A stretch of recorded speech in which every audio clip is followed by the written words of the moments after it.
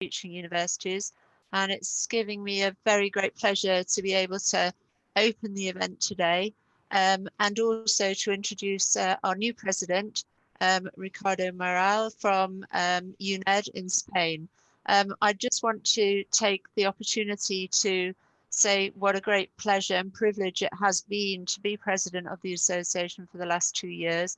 The association has done a huge amount of work with its member institutions, and has been sharing the outputs of that work with the wider higher education community throughout Europe, and in fact into the wider world. Today's bridging event is in place of the conference that we were to have had in Bari in Italy, and I'm just imagining that the weather is probably very nice there, even though where I am in Milton Keynes at the moment, it's not so wonderful.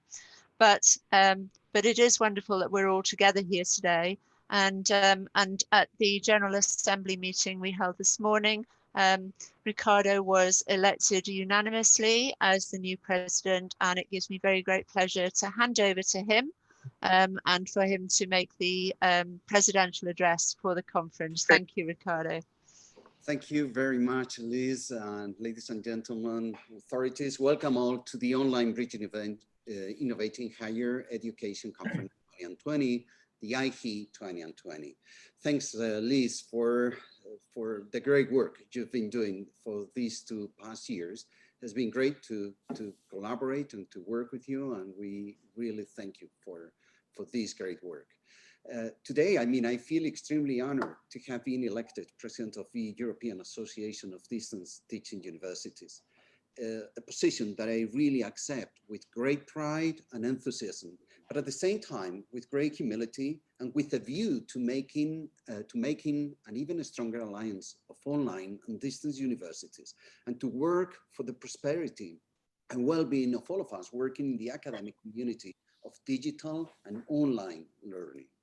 As the new president of EADTU, my first main objective will be to improve the relevance and the strength of the association for its members and for the wider community of online and distance learning.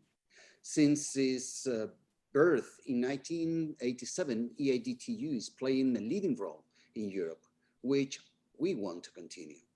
Our role is even more relevant within and after the COVID-19 crisis, as we witness today. We were able to play this role, but the generous support of our members, but also of the European Commission, for which we are most grateful. Universities have their own agenda, being accountable to society. But with the European Commission, we also have a shared agenda, as we have with our national authorities. Without European project funding, we could never collaborate on common objectives related to the digital transformation of higher education, challenges in continuous education, and the upgrading of competences of adults, short learning programs and micro-credentials, inclusion and diversity, the continuous professional development of teaching staff, and the quality of blended and online education, to name just but a few objectives. All these activities are supporting the development of a European area of higher education. Yes, EADTU is a relevant association, and as a president, I will work hard to promote and encourage the relations and collaborations between all members by continuously exchanging institutional information, by exchanging challenges, policies, strategies, and organizational frameworks. By this exchange, we will be stronger in fulfilling our national and international roles. It's also important to know and discuss the different legal and administrative frameworks in which we operate. We should make sure that the ADTU as an organization is relevant for all members and at all levels, not only for the institutional leadership, but also for the deans and faculty members, program directors, teaching staff, and staff support services.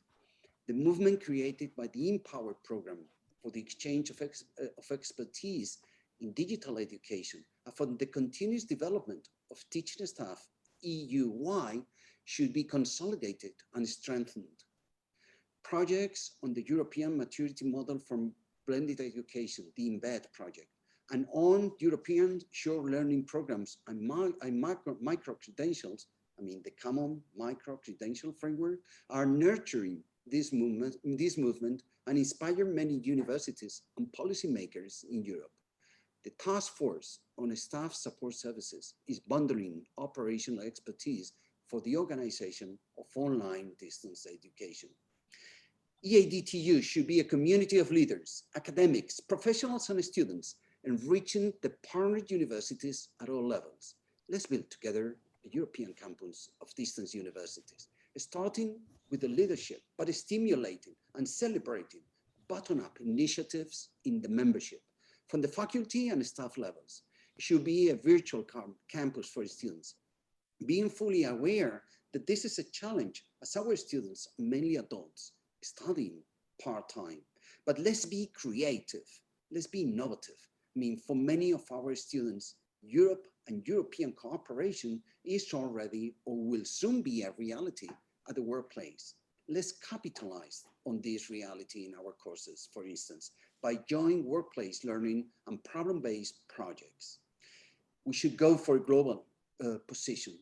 Furthermore, in 2020, because of the COVID-19 crisis, we have become even more aware of our global position. As the virus taught us, we are all part of the same world. Therefore, it is important that our collaborations will not only be Eurocentric, but also rooted in a global mission. In this context, I would like to encourage all members to join the UNOS Association, Universities Open to the Society and the Sustainable Development Goals, in order to join forces and strengths to achieve and implement the Sustainable Development Goals set by the United Nations in 2015. This is an objective in which we are already involved at the UNED, and we hope to work in synergy with the rest of universities of EADTU so as to contribute to the improvement of the digital humanities and their adaptation to the needs of today's society in the best and most efficient possible way. This is a project in which my university will feel honored to take a leading position along with any of the members of the association. But moreover, many of our members work in an international context. Most of us are a member of ICDE, which we consider to be the umbrella organization of all regional organizations for distance education in the world. Some of our partners have a strong collaboration with Latin America, the Maghreb, or with many other parts of the world, for example, in the framework of a Commonwealth of Learning. EADTU members offer reference models for international educational collaboration by online and distance learning, using mobile phones as well as advanced online learning technologies where possible. These models are reflecting long-lasting experiences and high quality, scalable, efficient, and cost-effective, both at the micro and macro levels. And indeed, we contribute to capacity building with our partner universities in the South. Therefore, I would like to promote the exchange of information and the implementation of common projects with Latin America, the Maghreb countries, and other partners of our members in the world. I'm aware, however, that joint funding for capacity building initiatives at the EU level is limited, and that therefore we are dependent on national funding or funding through intergovernmental organizations. European-wide collaboration is then not always easy, so I invite you to consider advocacy for this collaboration as an invitation for future reflection. EADTU is just looking at the university of the future. As a matter of fact, the first roundtable deals with the format of this university of the future. We're living an exceptional moment in history due to the COVID-19 pandemic, which has made the whole world reconsider ideas and practices with respect to the quality and practicality of distance blended higher education. I strongly believe the experience acquired by our universities all throughout this pandemic is and will be of paramount importance to the development and consolidation of a European university system, in which the European University Alliances will also play an important role. For us, And for many universities in the world, it is evident that our model, the European model of distance and blended teaching and learning, will help universities to face the challenges of today and tomorrow. It is crucial then to maintain our outstanding role in online and distance education through innovative education projects, targeting to the development of new learning models adjusted to the changing and flexible needs of the 21st century society. My intention is to share our experience with the rest of universities in this respect. We will also try to make the different governments aware of the need for maturity and quality in changing from emergency online and distance learning to mature and high quality provisions. I'm confident that IHE2020 will undoubtedly contribute to this goal. Indisputably, we play and will continue playing a cardinal part in the university of the future. Thank you very much. Now, talking about the University of the Future, it is my privilege to give the floor to Stefan Hermans, which is Director Policy, Strategy and Evaluation, who will just give a talk with the title European Roadmap to the University of the Future. Stefan, take the floor. Thank you very much indeed, Ricardo, and a pleasure to see you there. And congratulations being elected as the new president of the IHE2020, and also a very warm word of thanks to Liz for having fulfilled this job and this responsibility with so much dedication and efficiency. So a few words from my side here as a word of introduction to this event. And first and foremost, thank you for the invitation to discuss what you call a European roadmap to the University of the Future. This year's event, it's a special edition, right? The European Association of Distance Teaching meeting from a distance. I had the privilege to attend last year's physical event in the run-up to the new Commission's policy agenda. And I returned back home, back to the office, inspired, enthusiastic, and energized from that event. Pioneering work was discussed, and this is now to find also its way into the mainstream work that we are advocating. Who would have thought that distance teaching would become the new norm? COVID made universities go out of their way to provide online solutions to their students. The pool of expertise and specialist know-how was tapped into, shared and scaled up. Universities made major investments to adapt and provide courses. COVID created a shock in the teaching system, but it also encouraged initiative and creativity. And it's reasonable to think that it is laying a new foundation for the direction universities will go to pursue their internationalization agenda with new mobility mixes of teaching and learning. So, you asked me to share some of the Commission's reflections on the University of the Future. And let me start that this reflection is built on the role the Commission has been playing in supporting previous transitions and initiating change. Not so long ago, we celebrated the 30th anniversary of the Erasmus program, the iconic EU program, which created mobility experiences for millions of students. It opened up universities, it fostered partnerships for the purpose of education, and it fueled universities' internationalization agenda. Next month, education ministers will join online to take stock of the Bologna process and issue a new communiqué with the road ahead for the European higher education area. And very recently, through the European universities, partnerships were strengthened and extended to build genuine alliances. A European university as a new home university, albeit spread out over the continent. What started as a European university, focused on teaching and learning, in the meantime received also a research dimension for those higher education institutions for which research is relevant. Let me also say a few words on the research programs of the EU, because those framework programs, they play a crucial role in connecting and supporting researchers to undertake fundamental research. And the innovation dimension added on to the research programs transpose now new knowledge into new products and services. So the question that comes up then is, what next? What will be next? The concrete policy output proposed that you can read in the European Education Area communication and in the Digital Education Action Plan that the Commission adopted on the 30th of September of this year.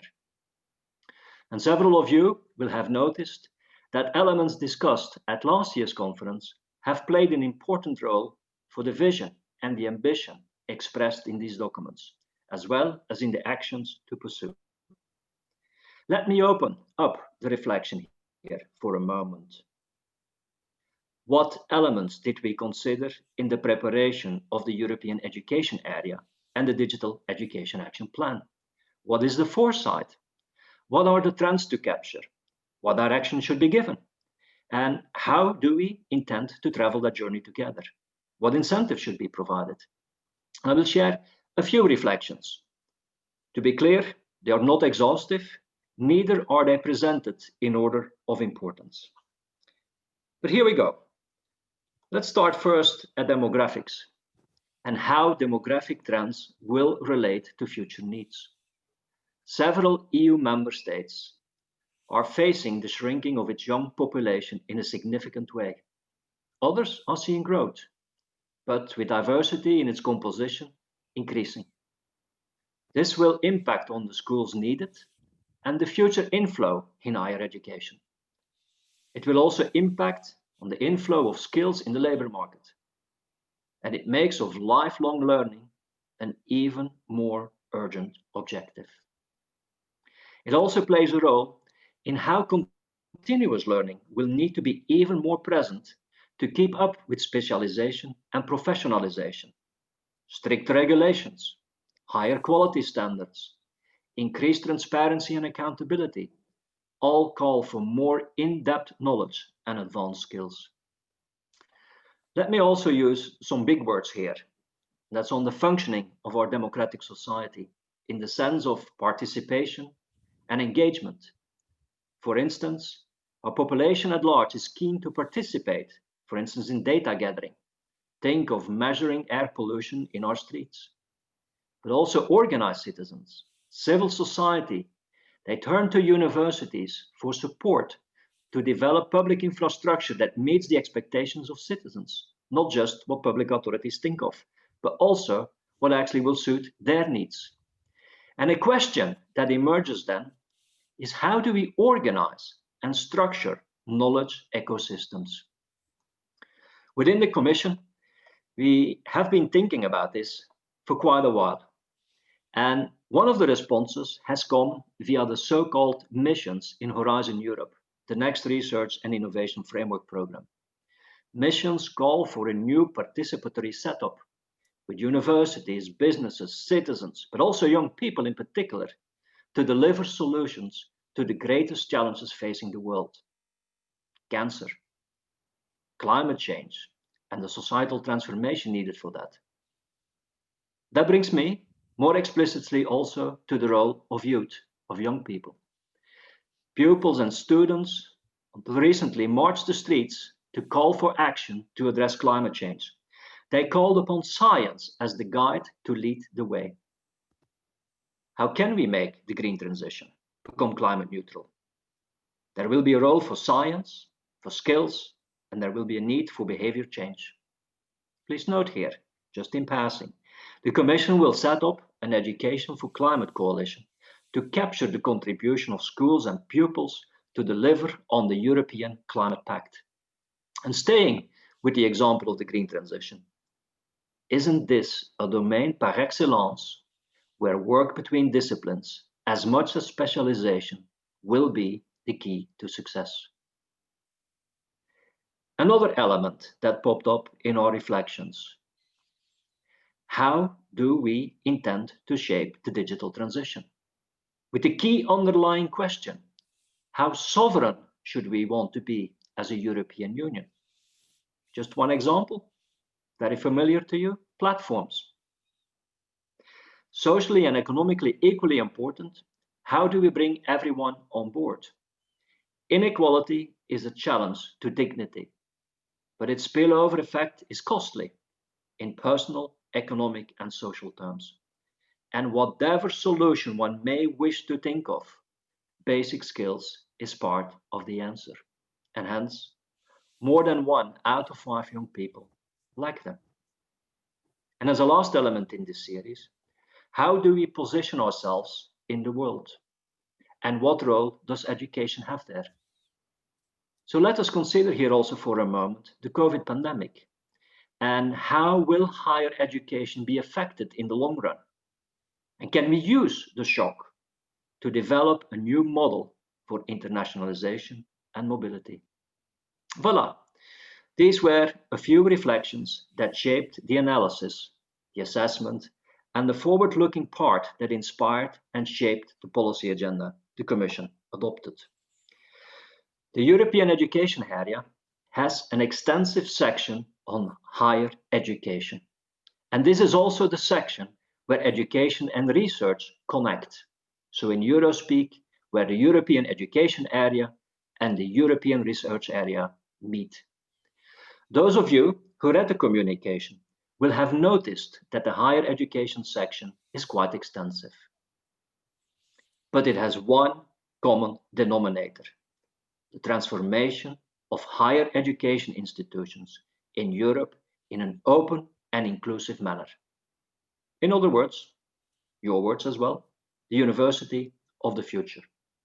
And several of you present here online today are piloting and testing the university of the future already through the European Universities Initiative. And a strand of work for the future will be to explore the feasibility of a legal statute for alliances of universities. Elements to be explored include financing, accreditation, quality assurance, student and employment relations, but also infrastructure management. Another strand to examine is whether a European degree can be developed.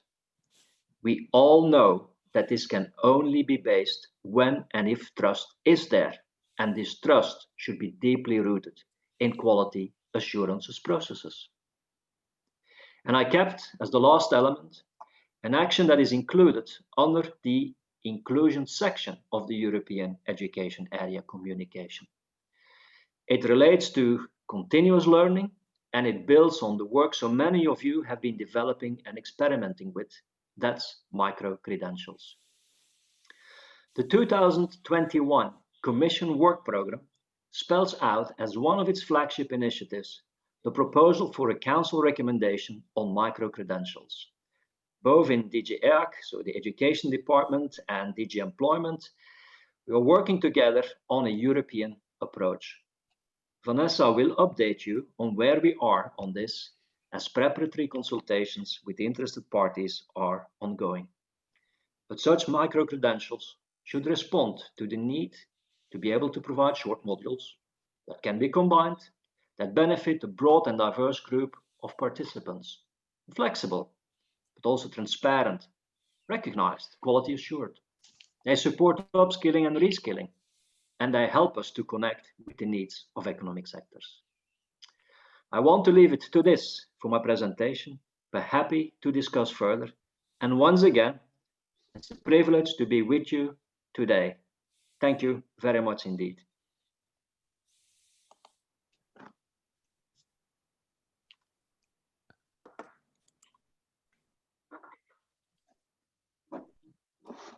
Thank you very much, Stefan, for sharing with us your reflections and your view on that University of the Future.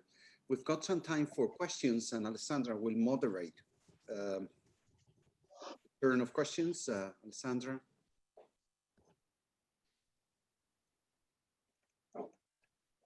You need to click on the question, I think, to make one. At the moment, there are none, so I can now show it. Maybe this is the moment for for the audience to come with comments, considerations, and questions in the dedicated box on questions and answers.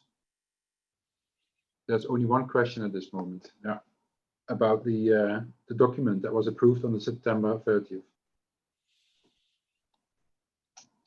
I hope you can all see the question and answer box. Yeah, I've seen it. If you want, I can go into this immediately. Yeah. Ricardo, is that fine with you? Yep. Or George? Yep, perfect. Okay. No, thanks for that question, because it's indeed a reference point for the European Union. And this is now with the member states up for discussion and also with the broader educational community.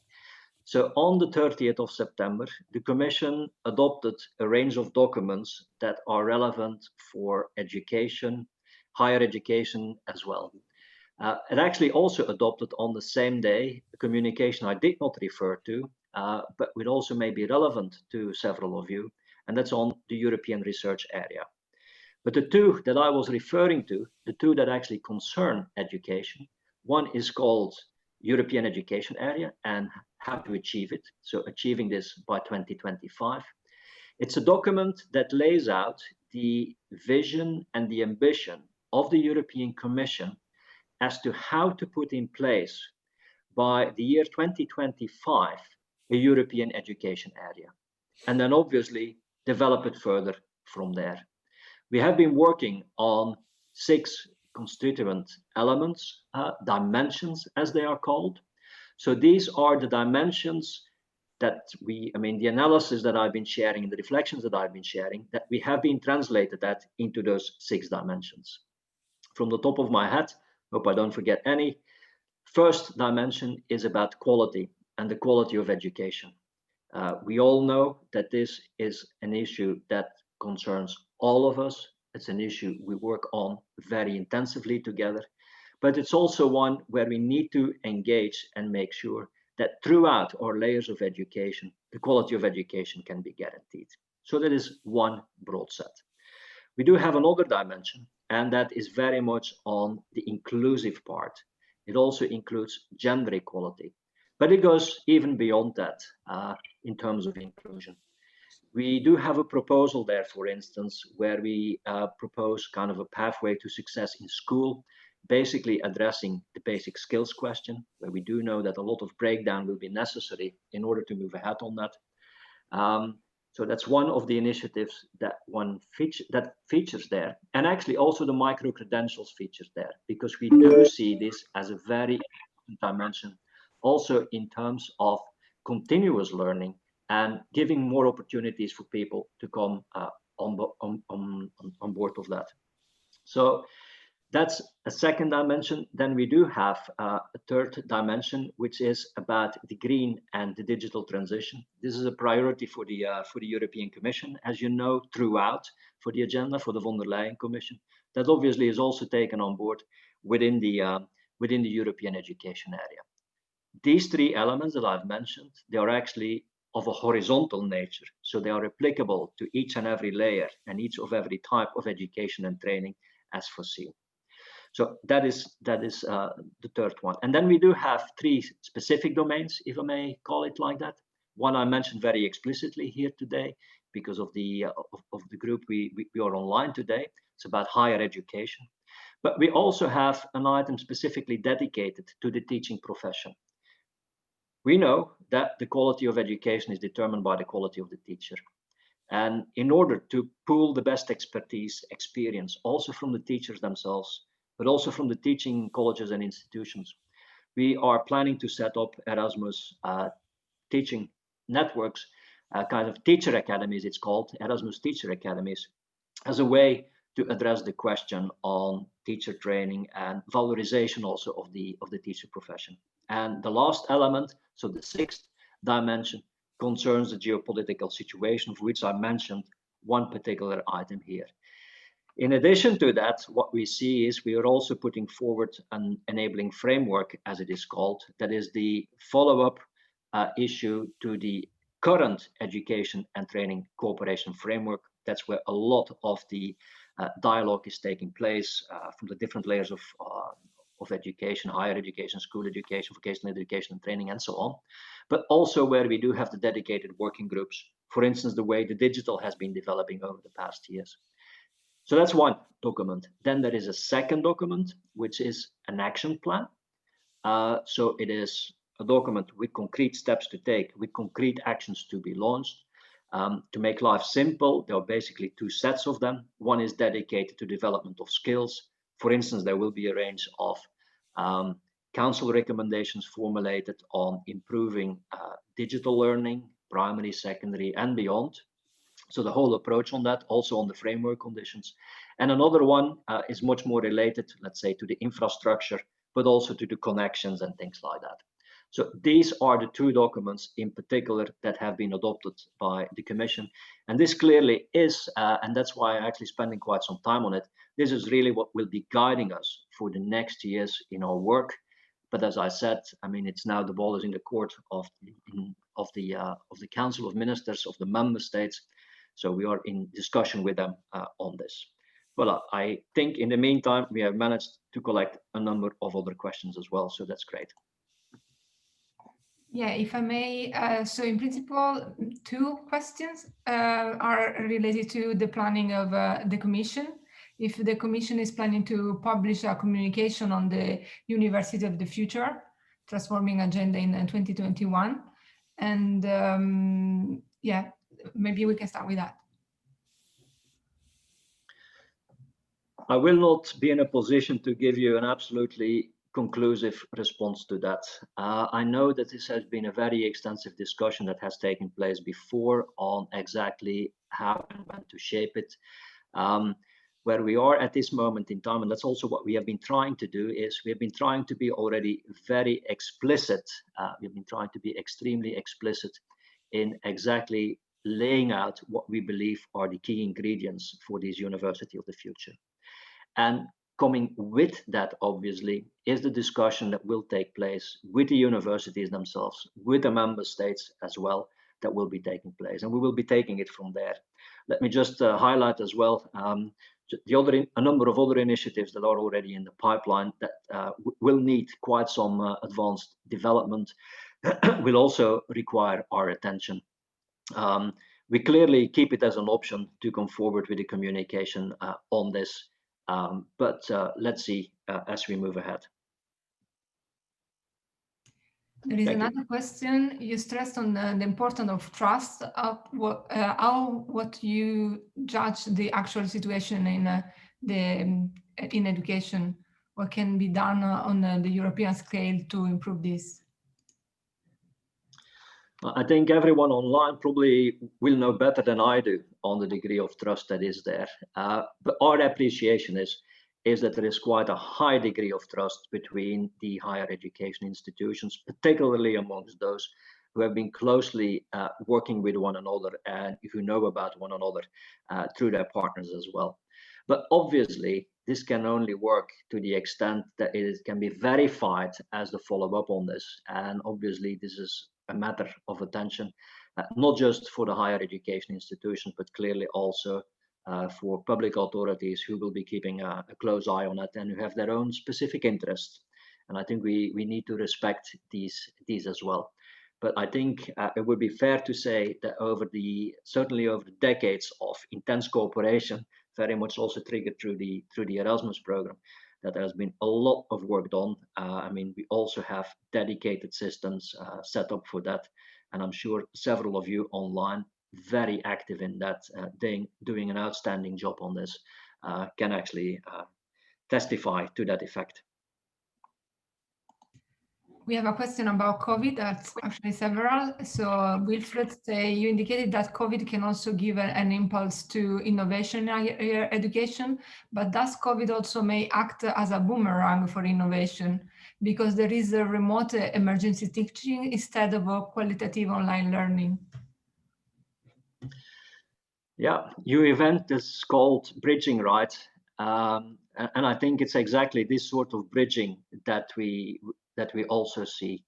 On the one hand, the way universities have managed to go from this physical education and going online on distance, in previous academic year. It has been absolutely impressive, I think. But what we're also concerned about is that this was an emergency. This was everyone trying to do as well as they could. But this is not necessarily the quality standards that one actually has in mind over a period of time. So I think what we are seeing right now is a further development in many higher education institutions where they are stepping up their game. And certainly those who can tap into resources at their own university already where they have been experimenting, that rather than seeing it as a boomerang, that it can be actually as a step moving forward. But I think the question is very pertinent and legitimate, because I think it is really an issue of concern that we actually manage to make this qualitative step and translating the quality of teaching that you have within the aula, within the auditorium, that it can also be brought online. And I think it's also fair to say that there is, for many who feel that there is a way to go, but this is also what we perceive European universities are also investing in. Thank you. Okay, we have another question, actually many others, is about microcredential. What strategy does currently exist to leverage the topic in European-wide? Thank you also for that question. I mean, I do remember very well when we were together last year at the event with Ricardo, who was hosting us, that there was quite some discussion taking place on how do we formulate a system that can help us in indeed providing those credentials, and how do we go away from just the academic trajectory, if I may call it like that, with fully fledged courses, full modules. How can we break it down in smaller bits and pieces? And how do you actually stick something to it that can be recognized, that is transparent, that stands also for quality? I think the first element of my response to the question is that first and foremost, it has actually been put as a policy objective and an area of work on the agenda of the European Union. And we believe that this is also something that meets your needs, your requirements to be able to develop this. So the first part of it is acknowledged as a big issue, as an important issue to address. And secondly, contrary to the question that I got earlier on, will there be or not be a communication on the future university in 2021? The Commission has agreed in its work program, and it has presented it to the European Parliament and to the Council, that it will present a Council recommendation on the micro credentials. And that is really how it is being leveraged and it is being developed. Now, when we say a Council recommendation, I know this is not legislation, but we also know that is a legal document that actually sets out a political commitment as well that has to be pursued, and it actually provides a basis on which to work. So the activity is ongoing right now. We are having consultation rounds on this. We want to hear very clearly from the side of universities, but also from the side of employers and from the side of others active in on the labor market, for instance, in what way exactly that can be best addressed so that we can cater for the needs of the different actors within this.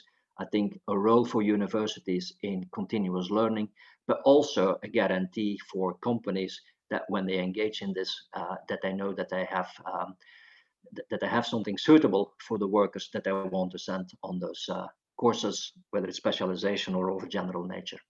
Thank you. I think we have time for another question. I ask in case to Lizzie or Fenna to tell me about it.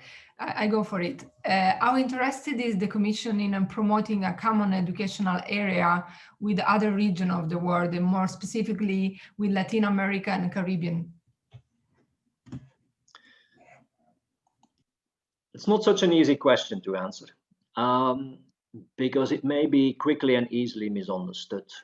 What we are working on in first instance is on a European education area. So the center of gravity is indeed within the boundaries of the European Union in first instance. This is where it all starts from. But as I said, we also obviously have kept an open door in order to see how what we are doing within the European education area can play a role also on a more geostrategic and on a more global scale.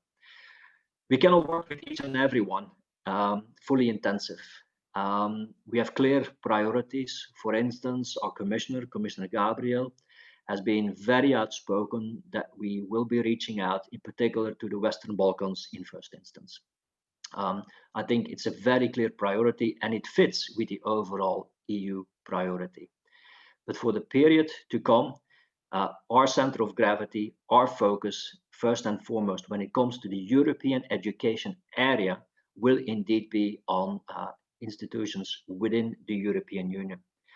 With this, obviously, I have not said anything about the continued openness, for instance, that we will have also with our funding programs or in our international relations in terms of a direct dialogue, a direct cooperation with other parts of the world. That will continue. Also, even if it may run, some of those actually may be running in parallel rather than just be an extension of the European education area.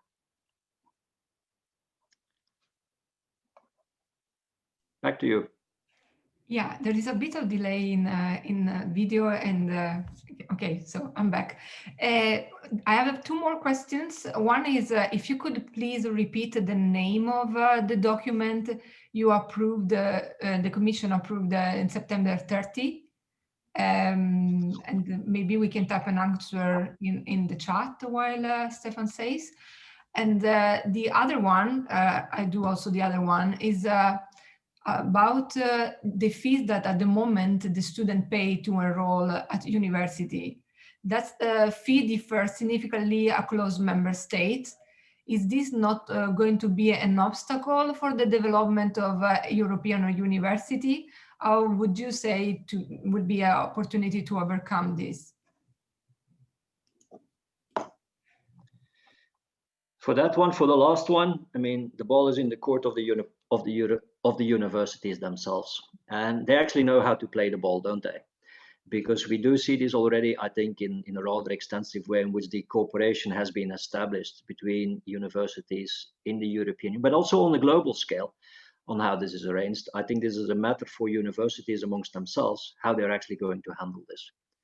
And you will have noticed that in one of the elements for the strand of work that I was referring to, when with the question on should we think and can we think of what kind of a statute, if you want, what kind of a legal frame could be established for the European University Alliances, finances is clearly one of those that needs to be discussed. I mean, it is there. I mean, it's a legitimate issue to be raised.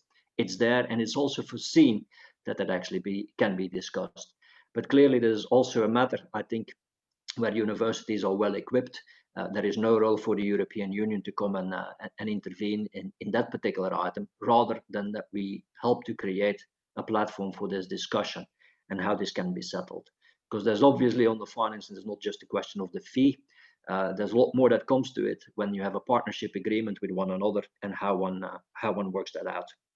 On the first question, I give you the full title. I'll just give you the small print. I won't say communication from the Commission, blah, blah, blah, etc. But it is on achieving the European education area by 2025. And it has as reference number COM 2020 625 final. I mean, I think we can easily distribute it to you. So if there would be any doubt on that, if you can distribute it to everyone who's online who has an interest, we can certainly take care of that so that each and every one of you has actually access to their documents.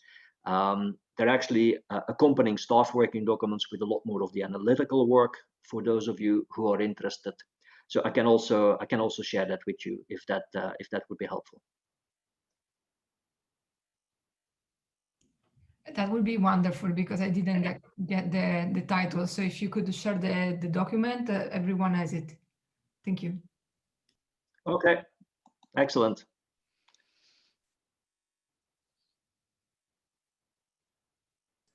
Yes,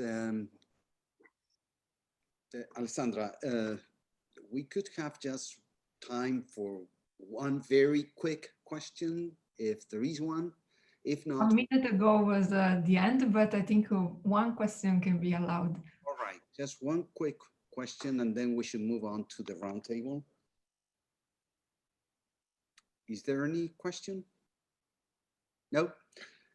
All right. Thank you very much, Stefan, for sharing with us, your expertise, your ideas about what is to be one of the key issues in the agenda for higher education, university education, which is the university of the future.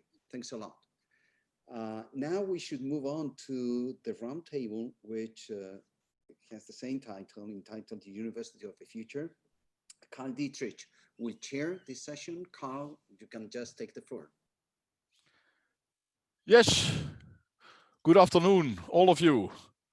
Welcome to all of you participants all over Europe and even from outside Europe. As I've seen in the questions already, there were questions from Mexico, there were questions over the Latin American situation, from the Caribbean. So it's good to have a great opportunity for us to share our views.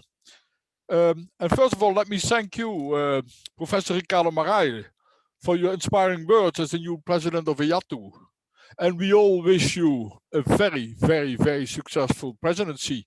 And Stefan Herman, thank you for your important remarks, which give us a huge and important context for the discussion that we will have this afternoon on the University of the Future.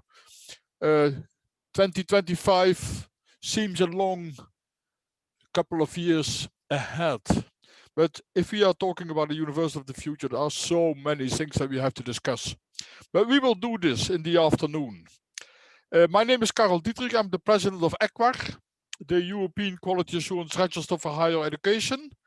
And I am also the interim president of the Open Universities of the Netherlands and Flanders. And I am your host in this afternoon's session.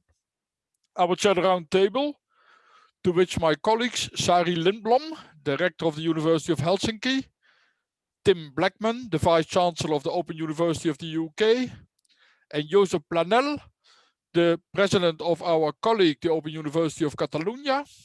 They are all at the front of their seats to participate and to present. But first you have to listen to some general remarks on the theme by myself. So my dear panelists, just 15 minutes of preparation more for you. I'm going to try to share my screen at the moment. And here it is.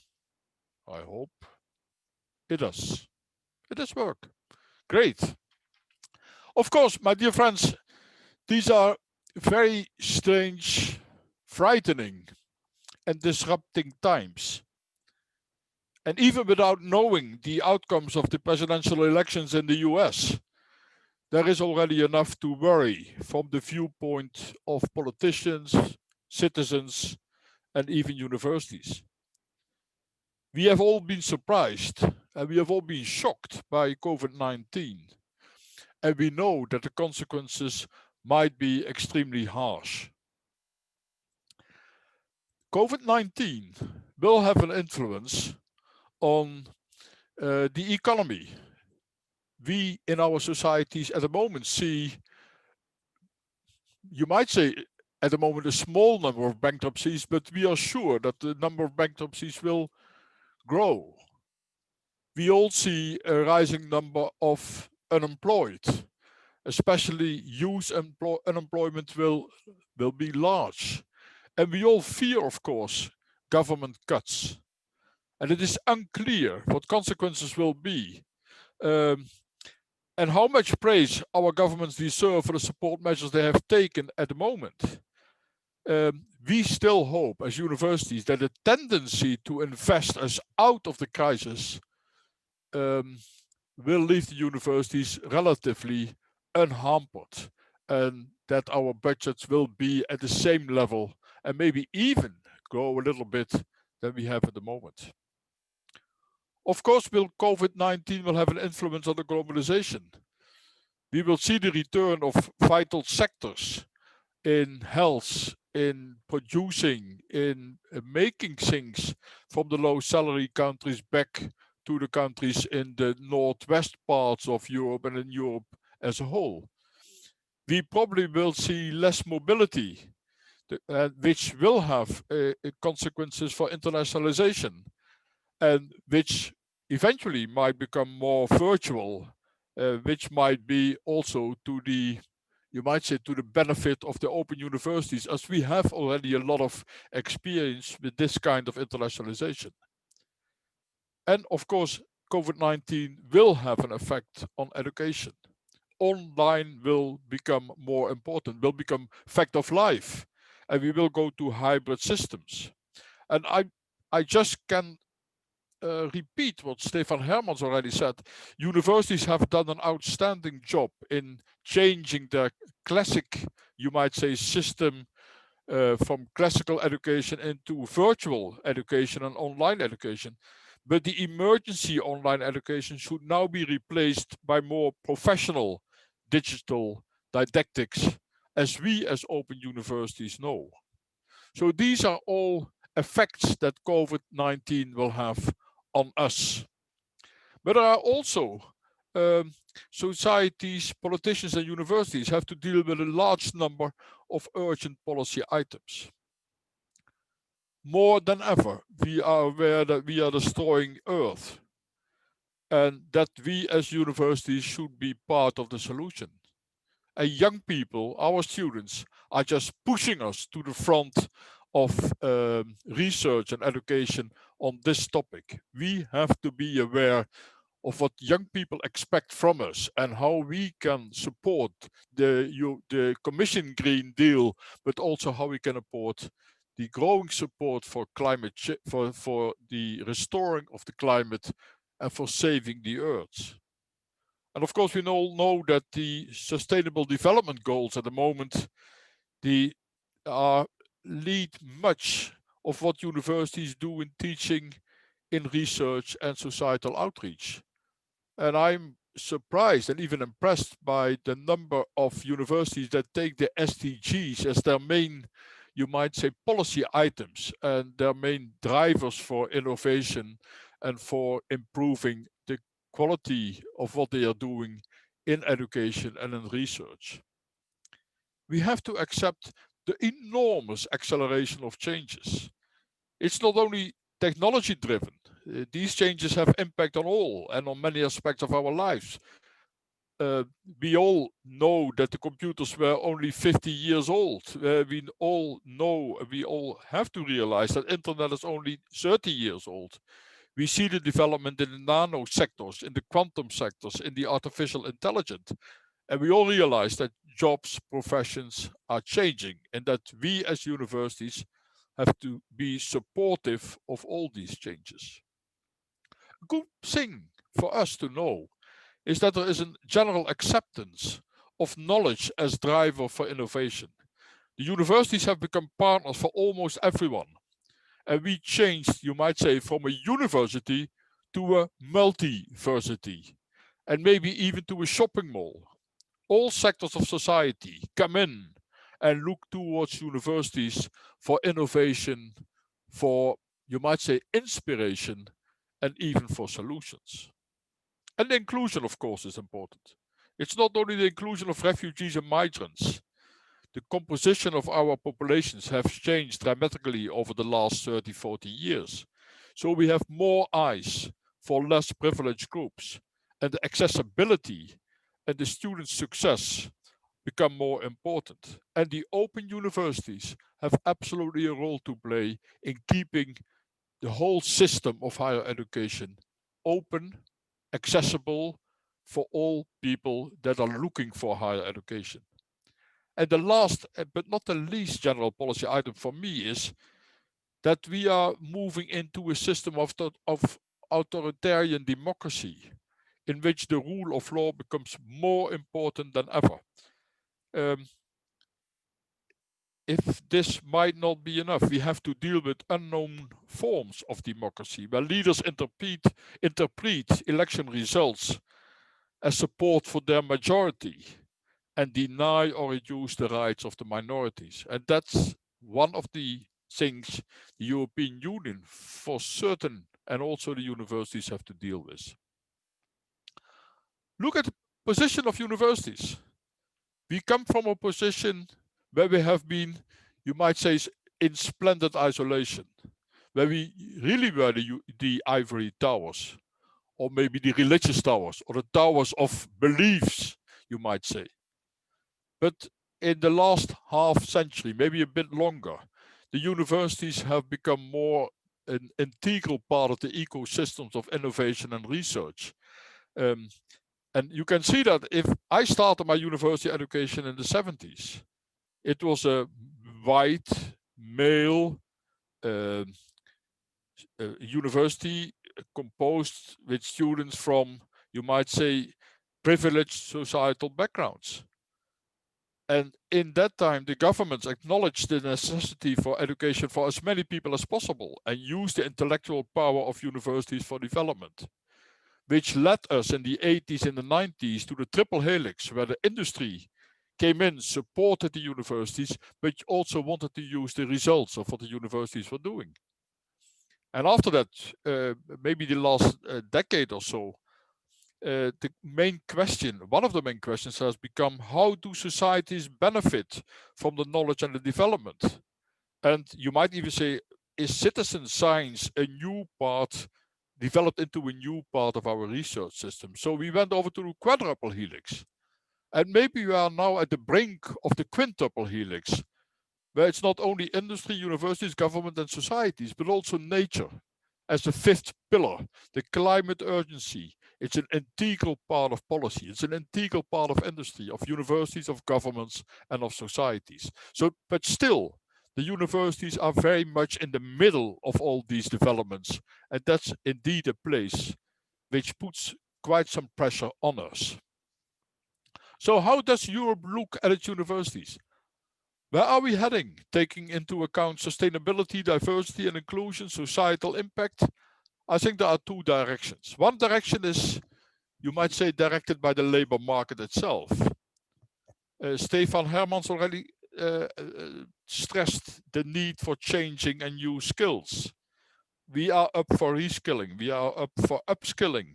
We are thinking about the possible cleavages in society between those who are aware of the new skills and who are able to use them, and those who don't have the chance to use them and not even to learn them.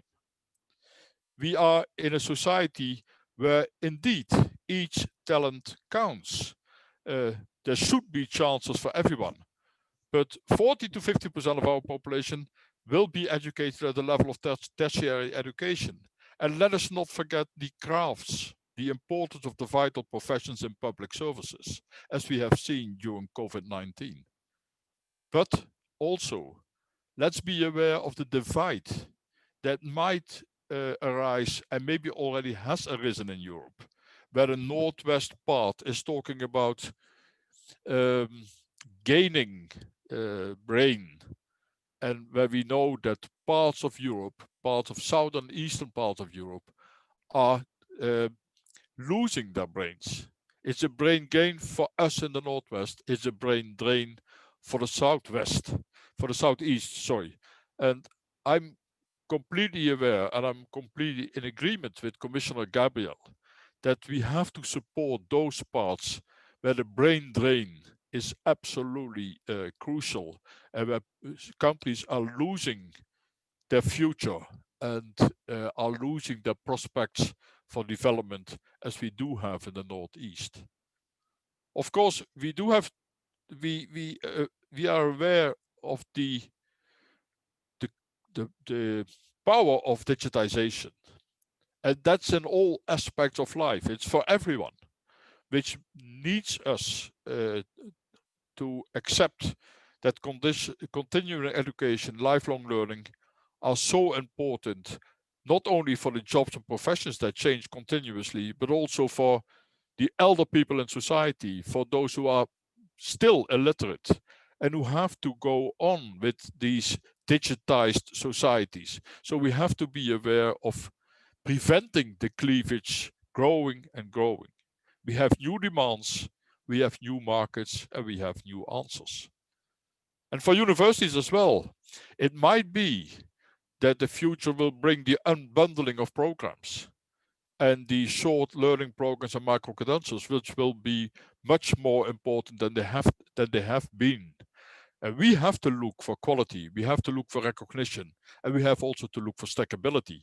And that will be one of the, I think, main challenges for the open universities themselves and for EHE to play a role in this.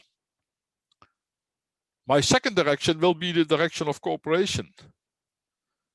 We need to cooperate within and between countries. I think that universities now are very much aware that they are not self-sufficient and that even no society is self-sufficient, not even England. We all have to cooperate in order to have education, to have multiculturalism, to have internationalism, but also to have research cooperation developing into new strengths for Europe. And I think that the European Universities Initiative and possibly the European degree might be an absolutely important step forward, not only to look for excellent universities, but also to strengthen the culture and the identity of Europe. I think that one of the main problems for universities is to realize that they have, in the one hand, they have a national role to play. On the other hand, they have even an international role to play, but they also have to play a regional role. As some of my colleagues say, we are global universities. We are on the one hand global, and the other hand, we are very much locally oriented because we have a role to play in the regional development. And I think the regions will play a larger part in the European development in the future. We are looking for new forms of cooperation. Triple helix, quadruple helix, quintuple helix is no longer asking for silos next to each other, but is asking for co-creation. It's asking for open science, it's asking for open access. It's even asking for forms where probably private parties and public, you might say collective entities as universities are mixing or merging or maybe coming together more than at the moment. We have to think of the possibilities of physical cooperation like the leagues of universities do.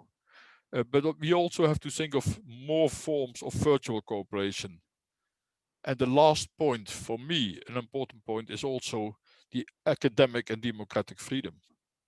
We have to be aware of the values, of academic values, of democratic values. We have to be aware of integrity. We have to be aware of the ethics of what we are doing. And we have to be aware of the role that universities might play in science diplomacy. And it's difficult to say where we go over the brink, where to stop science diplomacy. What will be too far for us to cooperate with universities? But my conviction is that we should cooperate with universities that adopt academic freedom, that adopt the democratic values, and that defend the freedom and the liberty of education and research. I'm going to stop now. I have given you a lot of context, and this might give enough content for 10 round tables. And we had to confine ourselves, and we have chosen one theme, the theme of lifelong learning for this round table in the afternoon. We have put at the table 3 main questions, which our 3 presenters will try to answer from their perspective. 2 open universities, and the University of Helsinki, a prominent partner in one of the 41 European universities. This alliance is called UNA, and the open universities from the UK and Catalonia. What are the 3 main questions?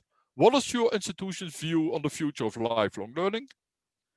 What developments do you see in your national higher education systems concerning the development of lifelong learning, the cooperation between universities and labor market industry, development of short courses, skills development, maybe other developments? And are the universities, are we competitors in the field of lifelong learning? And what might be the role of the open universities? So, a lot of questions, interesting questions. And I'm very happy now to give the floor to the members of the round table. And I would like to start with Professor Sari Lindblom, Director of the University of Helsinki, a prominent partner of UNA, and also fully involved in online learning and distance learning in the Finnish society. Professor Lindblom, may I ask you to take over the screen and to take over the floor, please? Thank you very much. Can you hear me? We can hear you, yes. Yes.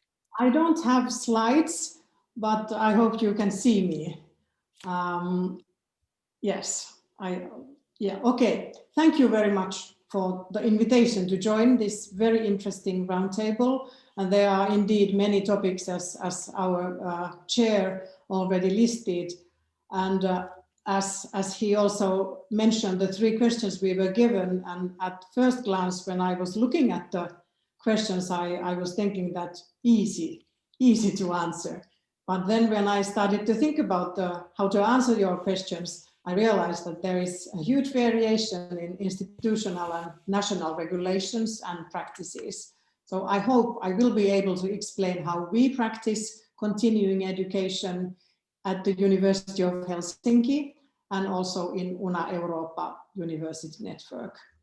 So the first question concerned own institutions' view on the future of lifelong learning. And at the University of Helsinki, we have just created a vision for continuous learning, which reads, lifelong learning for the best of the world. In our vision, we emphasize that science and education are for everybody. It is our ambitious aim to offer everyone possibilities to learn and know about science. An increasing amount of people need academic education in order to adapt to rapid changes in the working life, to fight against fake news, and to solve tricky global problems like climate warming. At the University of Helsinki, we want to emphasize the nexus between high-quality research and teaching and learning. Research and knowledge and research practices inform teaching and study practices, but also the other way around. Teaching and learning can initiate new research themes. So the nexus is of high importance for us. When we create short courses for lifelong learners at the University of Helsinki, we try to develop them so that the same courses can be taken by anyone, both graduate students and lifelong learners. Thus, not one kind of courses for the working life and the other kind of courses for our degree students. Our strategy at the University of Helsinki could be considered as a Tetris game. Courses are blocks which can be joined together in individual ways, both by our degree students as well as lifelong learners. In professional degrees, of course, like in medicine and teacher education, there are less possibilities to choose on the basis of own interest, but generalist programs offer ample possibilities to choose from. Participants in our courses can therefore comprise mixed groups, which is beneficial for all in order to create a tight connection between universities and society and the working life. I want here to explain that studying at University of Helsinki and in Finnish universities in general is tuition-free, and study costs at Open University are also highly regulated. Thus, there is not much income to universities from graduate students nor from lifelong learners. Only bachelor and master students coming outside EU pay tuition fees, but doctoral education is tuition-free for everybody. We just cannot afford to have different selection of courses for different target groups. We consider as important to open our university's action to the society and people. Offering education for all is very important from children's science education to retired active people. This is very important for Finland. Now I move to the second question, which focused on national higher education system concerning the development of lifelong learning.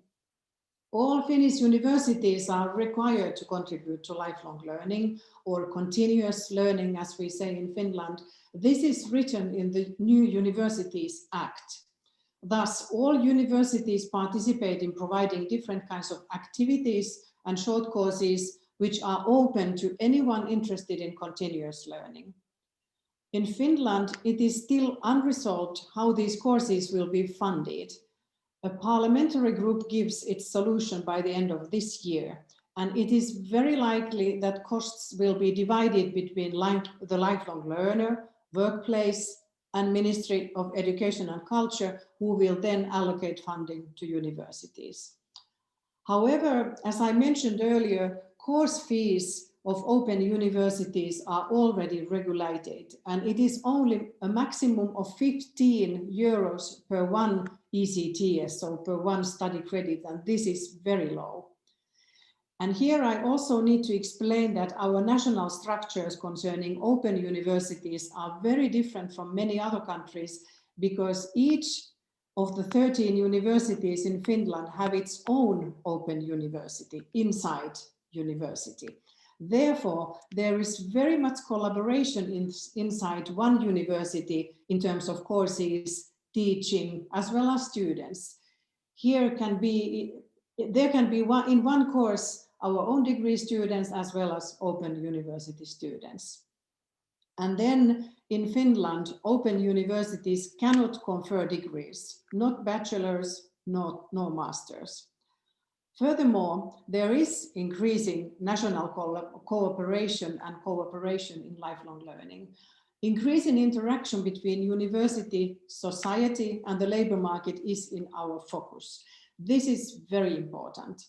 The university has professors of practice who work partly at the university and partly outside the university, and these professors have important roles in enhancing students' link between the university, industry, and enhancing transition to the working life. And then the last question concerned competitors in the field of lifelong learning and the roles of open universities.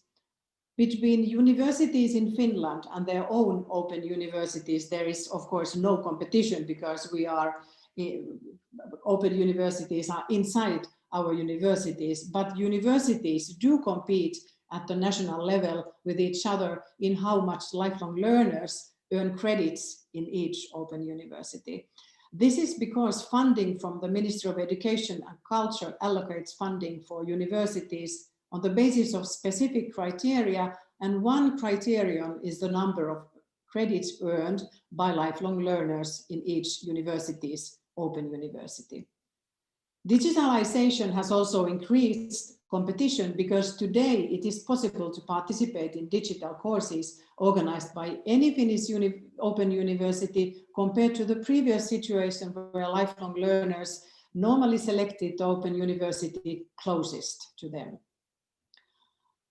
Then I moved to Una Europa, and I have to say that the University of Helsinki is a very enthusiastic and committed member of Una Europa University Network. And Una Europa has a future Unilab, which is designed as a living laboratory to discuss the role of universities in the future, to develop new models for cooperation in European higher education, and to assess and future-proof Una Europa's activities.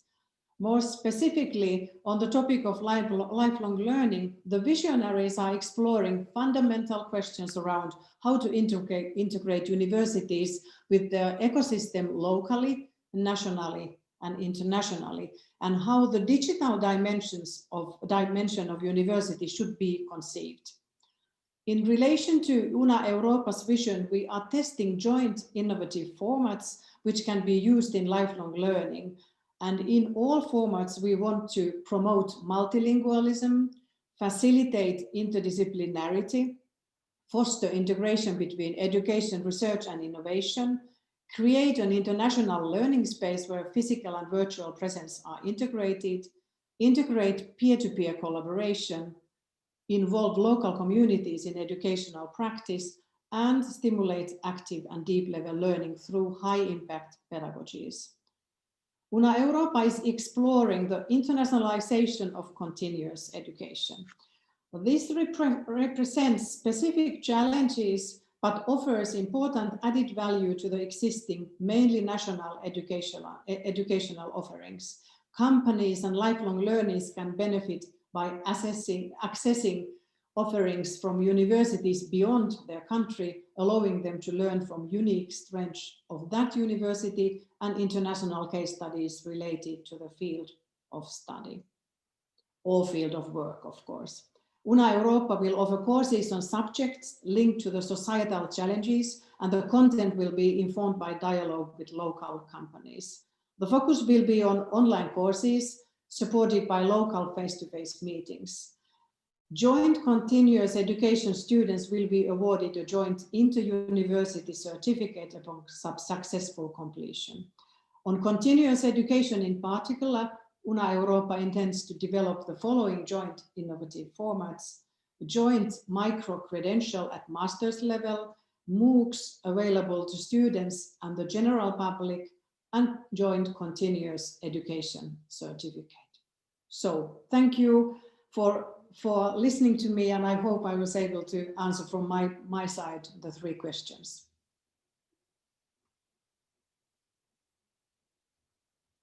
I think you are muted, Carl. Yes, I have to unmute. I am unmuted now. Thank you so much, Professor Lindblom. We will come back to you with some questions afterwards. We are going first to listen to our other 2 panelists. But it's interesting to see that you are all open universities. And one of the questions that was already asked, aren't we all universities developing into open universities due to the COVID crisis and due to the fact that we all have to take on board online teaching and education more than we ever did? But that is maybe a question for after, coming back to you afterwards. We are now going to change and go over to Tim Blackman, who's probably in Milton Keynes. Or Tim, where are you? Hello, yes, I'm in Milton Keynes. Okay. You can hear me, that's good. Welcome. You're the Vice Chancellor of Open University UK. Well, yeah, UK. And you have more than 200,000 students, if I'm correctly informed. Heading that way, yes. All over, not only all over Europe, but all over the world. So if you are talking about the expectations, you must see a lot of expectations from all over the world towards your university. What are you able to do? So a lot of questions to you, and please take the floor and try to answer the questions that we put forward. Thank you, Carl, and thank you for the invitation to address you all and to participate in this session, which I'm really looking forward to. And I've thought quite a lot about this. So in my view, the University of the Future is going to be part of 2 existential developments: a ubiquitous digital world with the boundary of that digital world currently unknown, and the crisis between the human and natural worlds emerging from background to foreground, from pandemics to extinctions and the climate crisis.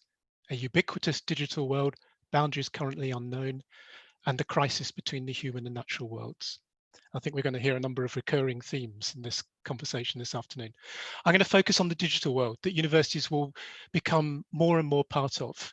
In 2013, the UK's Council for Science and Technology wrote to the Prime Minister arguing that if one thing was necessary for the UK to succeed in the digital world, it was to invest in skills to develop algorithms. Algorithms certainly have big implications for education in learning, thinking, and numeracy. But the problems our societies face, and that society more and more expects universities to step up to, are open and dynamic, not closed systems and not necessarily logical. They are often not best addressed by problem-solving algorithms because they are, in Dennis Loveridge's words, not just problems, but situations. Loveridge is an honorary visiting professor at the Manchester Institute of Innovation Research.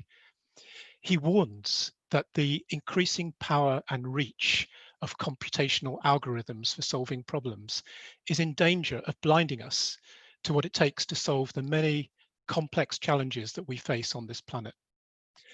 The ubiquitous digital world and the crisis between the natural and human worlds have seen universities pivot to addressing big problems, often called grand challenges, whether those of automation, surveillance, cybersecurity, migration, mental health, inequality, or climate change.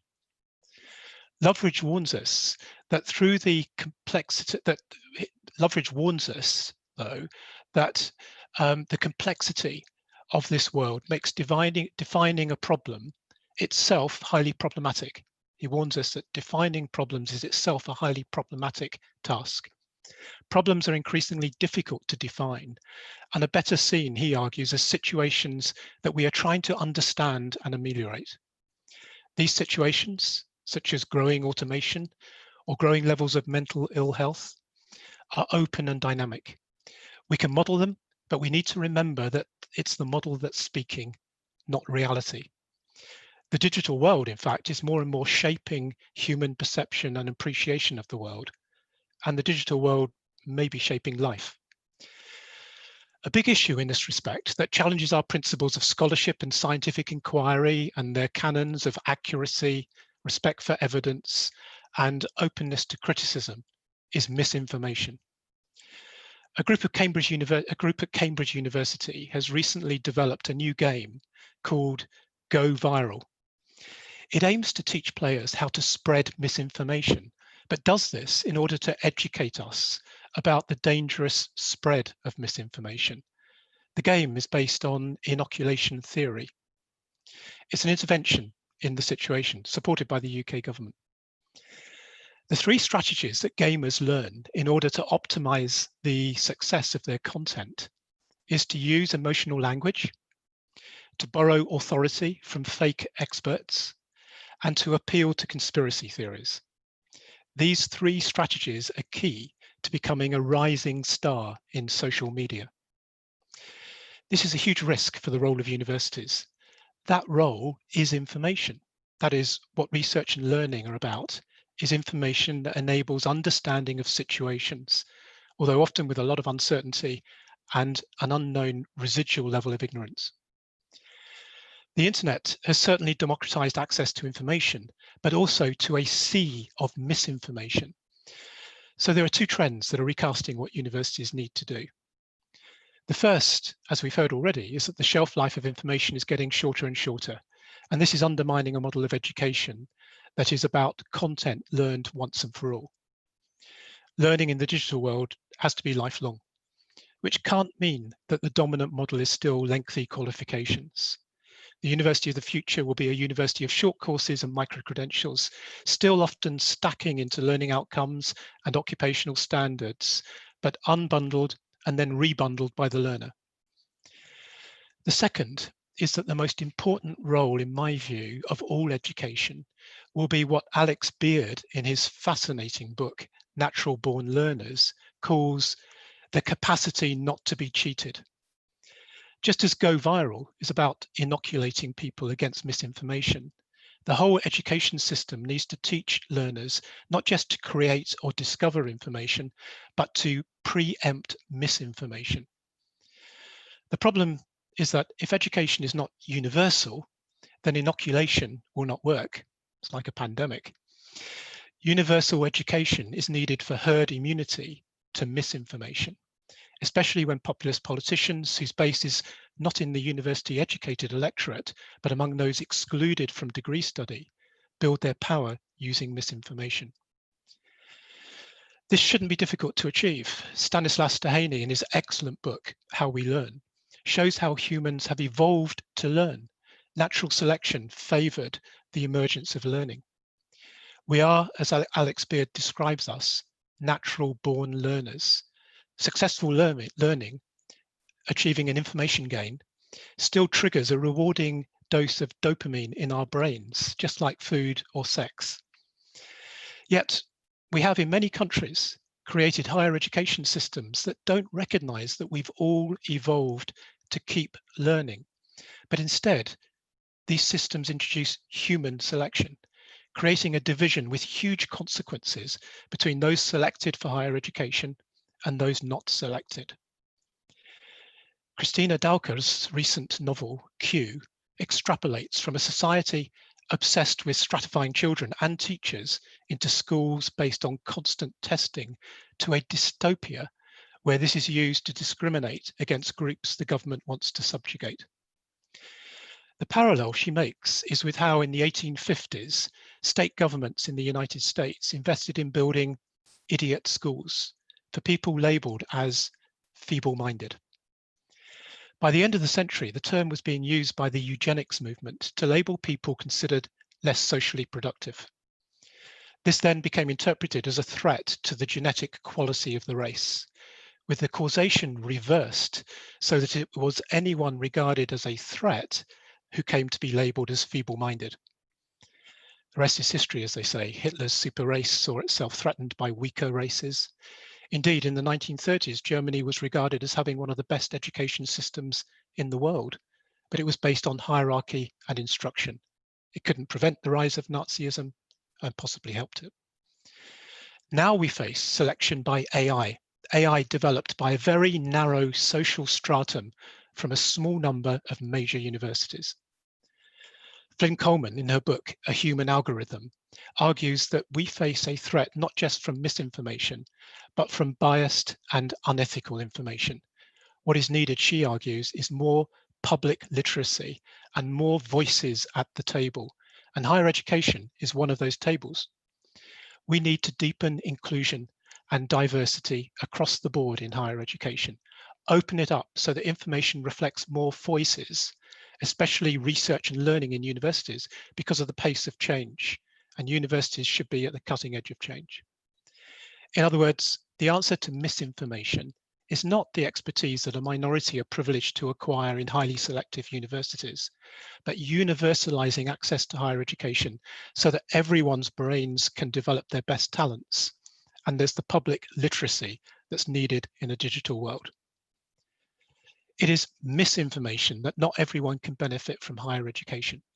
Certainly, some will take longer to master a topic, but that difference can be considerably narrowed with expert course design, excellent teaching, leveraging classroom diversity in peer-to-peer learning, for example, and lots of feedback, all incredibly underestimated in policy and in practice. More fundamentally, we're surely now appreciating that information needs to be democratic, that what we should be learning is information that is not biased by human selection, but has all voices at the table. What this requires is not figuring out who is the best, but asking what can we each offer each other and how we can best work together. Alex Beard sums up education as the capacity not to be cheated, which is the what, but not the how. The how is that education needs to be about three things. Firstly, learning to think. For sure, machines are increasingly encroaching on tasks that until now needed a human ability to think. But my colleague, Professor John Deming, points out that we can learn to think with an AI learning coach, and that we may be thinking with direct brain-to-brain communication within 50 years. Secondly, learning to do. Learning is doing, whether that's conducting an experiment, making an object, or constructing an argument. And all of this is increasingly possible in the digital world. My colleague, Professor Monica Grady, a distinguished space scientist, tells me we will develop virtual reality methods where learning from touch and taste and smell are as important as sight and sound. Our horizons will expand beyond the boundaries of the Earth so that we can take advantage of the zero gravity environment of low Earth orbit and the reduced gravity of the Moon as additional laboratories. And thirdly, learning to care. We need to build compassion and values into learning, not just because it is a nice thing to do, but because it's a matter of survival. These all necessitate learning designs that bridge the classroom with life outside it. Finally, I started with the digital world, and I'd like to conclude with the digital world and how it might and is disrupting universities. The main issue is the overhead to universities carry, even online universities. The new platform companies in every economic sector are putting out of business companies encumbered by overheads. But in higher education, much of these overheads is research costs, quality assurance, governance, pension costs, and other costs which are intrinsic to the university model. They are essential if universities are about the capacity not to be cheated, and we need to defend them as much as we always need to look for efficiencies. However, other consequences follow too. The encumberment of universities with overheads raises social justice issues, such as students paying for university employees' pensions that they can rarely hope to have themselves, and challenges for innovation, because heavy process and politics through which universities do much of their business are not conducive to innovation. As a result, universities tend to be renovators, incremental innovators, rather than disruptors, and are therefore vulnerable to competition from platforms, not just because of their massively lower costs, but also because of their disruptive innovation. Just to conclude, the only safeguard for universities to me is their purpose, their role as inoculators. In many ways, we will need to become the public health system of the digital world. Thank you.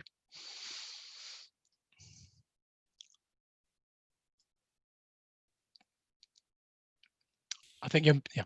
Yeah, thank you so much, Tim. Could we abolish Brexit? Could we still stop Brexit? Keep with us in the European Union, because this way of thinking, this way of looking at the dangers for society is what we all in Europe all need. We have to think about what the digital world, as you call it, the ubiquitous digital world means for us all, and means for teaching and learning, but certainly what it means for society as a whole. How can we defend society? How can we defend public values? And how can we prevent the division of society in those who are able to cope with this ubiquitous digital world and those who can't?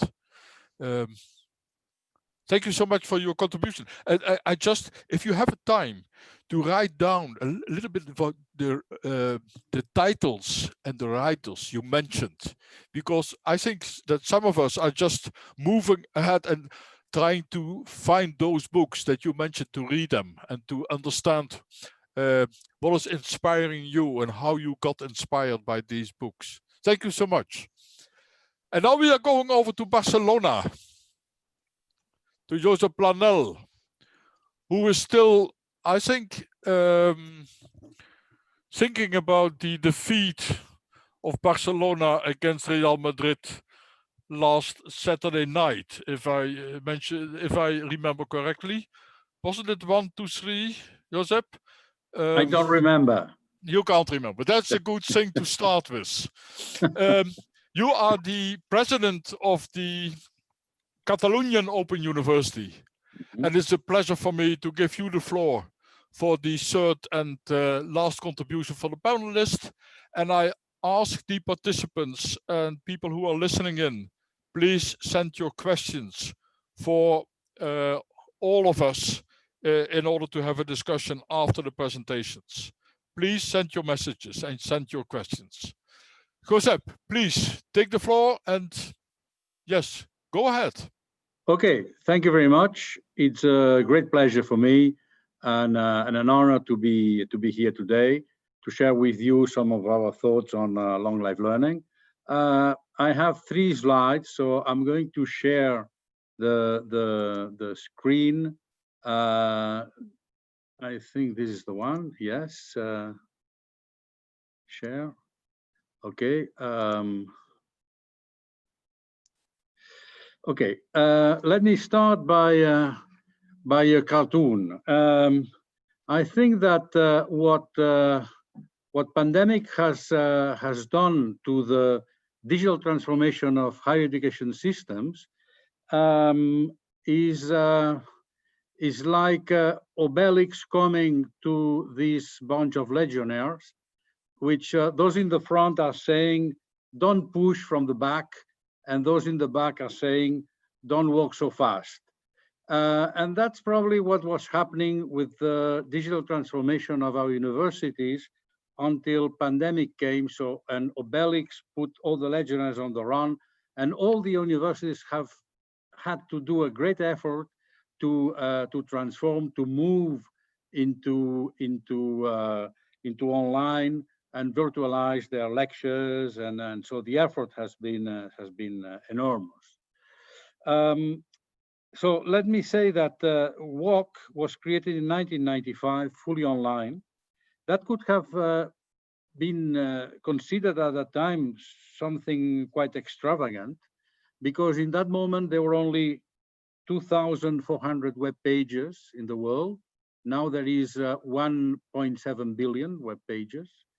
In that moment, the first PlayStation appeared in the market, and the mini disc, maybe you remember mini disc, it doesn't exist anymore, and we had Netscape. But what those had created the WALK did is to ask themselves the right question. And the right question is not how technology is going to allow me to do what I'm already doing in more efficiently and with more efficacy, but how technology is going to allow me to do what I'm not yet ready to do. How technology will allow me to change the system. Because if we think on our approach on face-to-face or in-person teaching, the technology is the Galileo one. So Galileo technology was to speak from a podium and project the voice. And this technology has lasted 700 years. And now we are faced to the need to use technology to do the same thing, or you use technology to do something different. And in that sense, I put forward, there are other strategies, but I put here the strategy that we have been following, and which is that we don't have lectures, but we put the student in the center. So we focus on the needs and the competence development of the student, which is in the center. And for that, you provide learning materials, environments, and tools. And the teaching goes beyond transferring content. It involves accompanying students through their learning process. And finally, the model is focused on the collective construction of knowledge in a virtual social environment, which is the virtual classroom. And I would say that the problem in going into a digital transformation doesn't depend on the trade of each professor. It has to be organized from the university, and this requires a structure. Like in our case and in other universities, in our case we have 9,000 virtual classrooms. So for that you need the academics and the managing team to work together. That's an important aspect. So how we organize the institutions to move into an online environment or a virtual environment, which is not only by getting the transformation of the academics, but also the support personnel. And then there is another aspect which has to be taken into account in our case for the long life learning. And I'm moving now to the long life learning. In an open university like ours, the major range of ages is 24-45, and on the other hand, 90% of the students have already a job. So that's a different landscape from the face-to-face universities, where 18-year-old universities start their university careers. So it's a totally different landscape because the learners are quite different. And focusing specifically on long life learning, and I have to say that I agree with all that has been said by my colleagues previously as well. I would take the words of Sanjay Sharma. Sanjay Sharma is the vice president, is one of the vice presidents of MIT. I will refer to him later on. And he says that the student should be in terms of occupability, the CEO of his life, and the CLO, the Chief Learning Officer of his apprenticeship. So we should provide the student with these abilities and tools. And therefore, how do we understand how we should organize long life learning? We say that it should be flexible, with wider itineraries in methodologies, formats, and credits.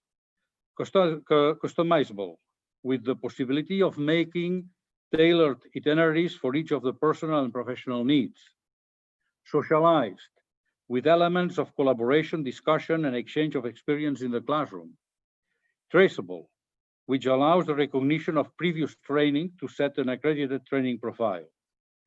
So in that sense, we understand that education is heading towards a personal learning cloud, which means updating, specializing, and completing students' professional profile to adapt to a changing and complex labor market.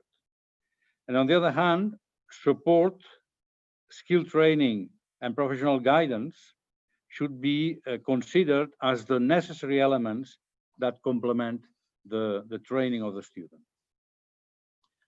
And what about the development on long life learning in higher education systems? So first of all, and that's a European Council recommendation of May 2018, digital competences understood as elements that go far beyond the ability to use ITCs are considered key competences for lifelong learning. In that sense, new technologies are a key element to achieve personalization, flexibility, and traceability, which are some of the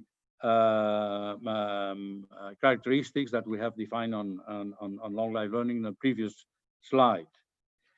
The university should be digitalized, and that means that some reforms have to be taken. In that sense, the university should be data-driven and move to governance through data, learning analytics for the students, etc. So technologies such as artificial intelligence or blockchain are essential to achieve scalability, access, customization, attention to diversity, and collaborative dynamics. On the third term, university must guarantee connection between different clusters amongst which knowledge is generated and distributed. Knowledge is not anymore a privilege of universities. Knowledge is everywhere. Knowledge is in hospitals, knowledge is in companies, knowledge is in museums. So we need to train, the need to train new professional profiles, as well as reskill and upskill the existing ones, requires the dialogue with organizations, productive sector, labor market, etc.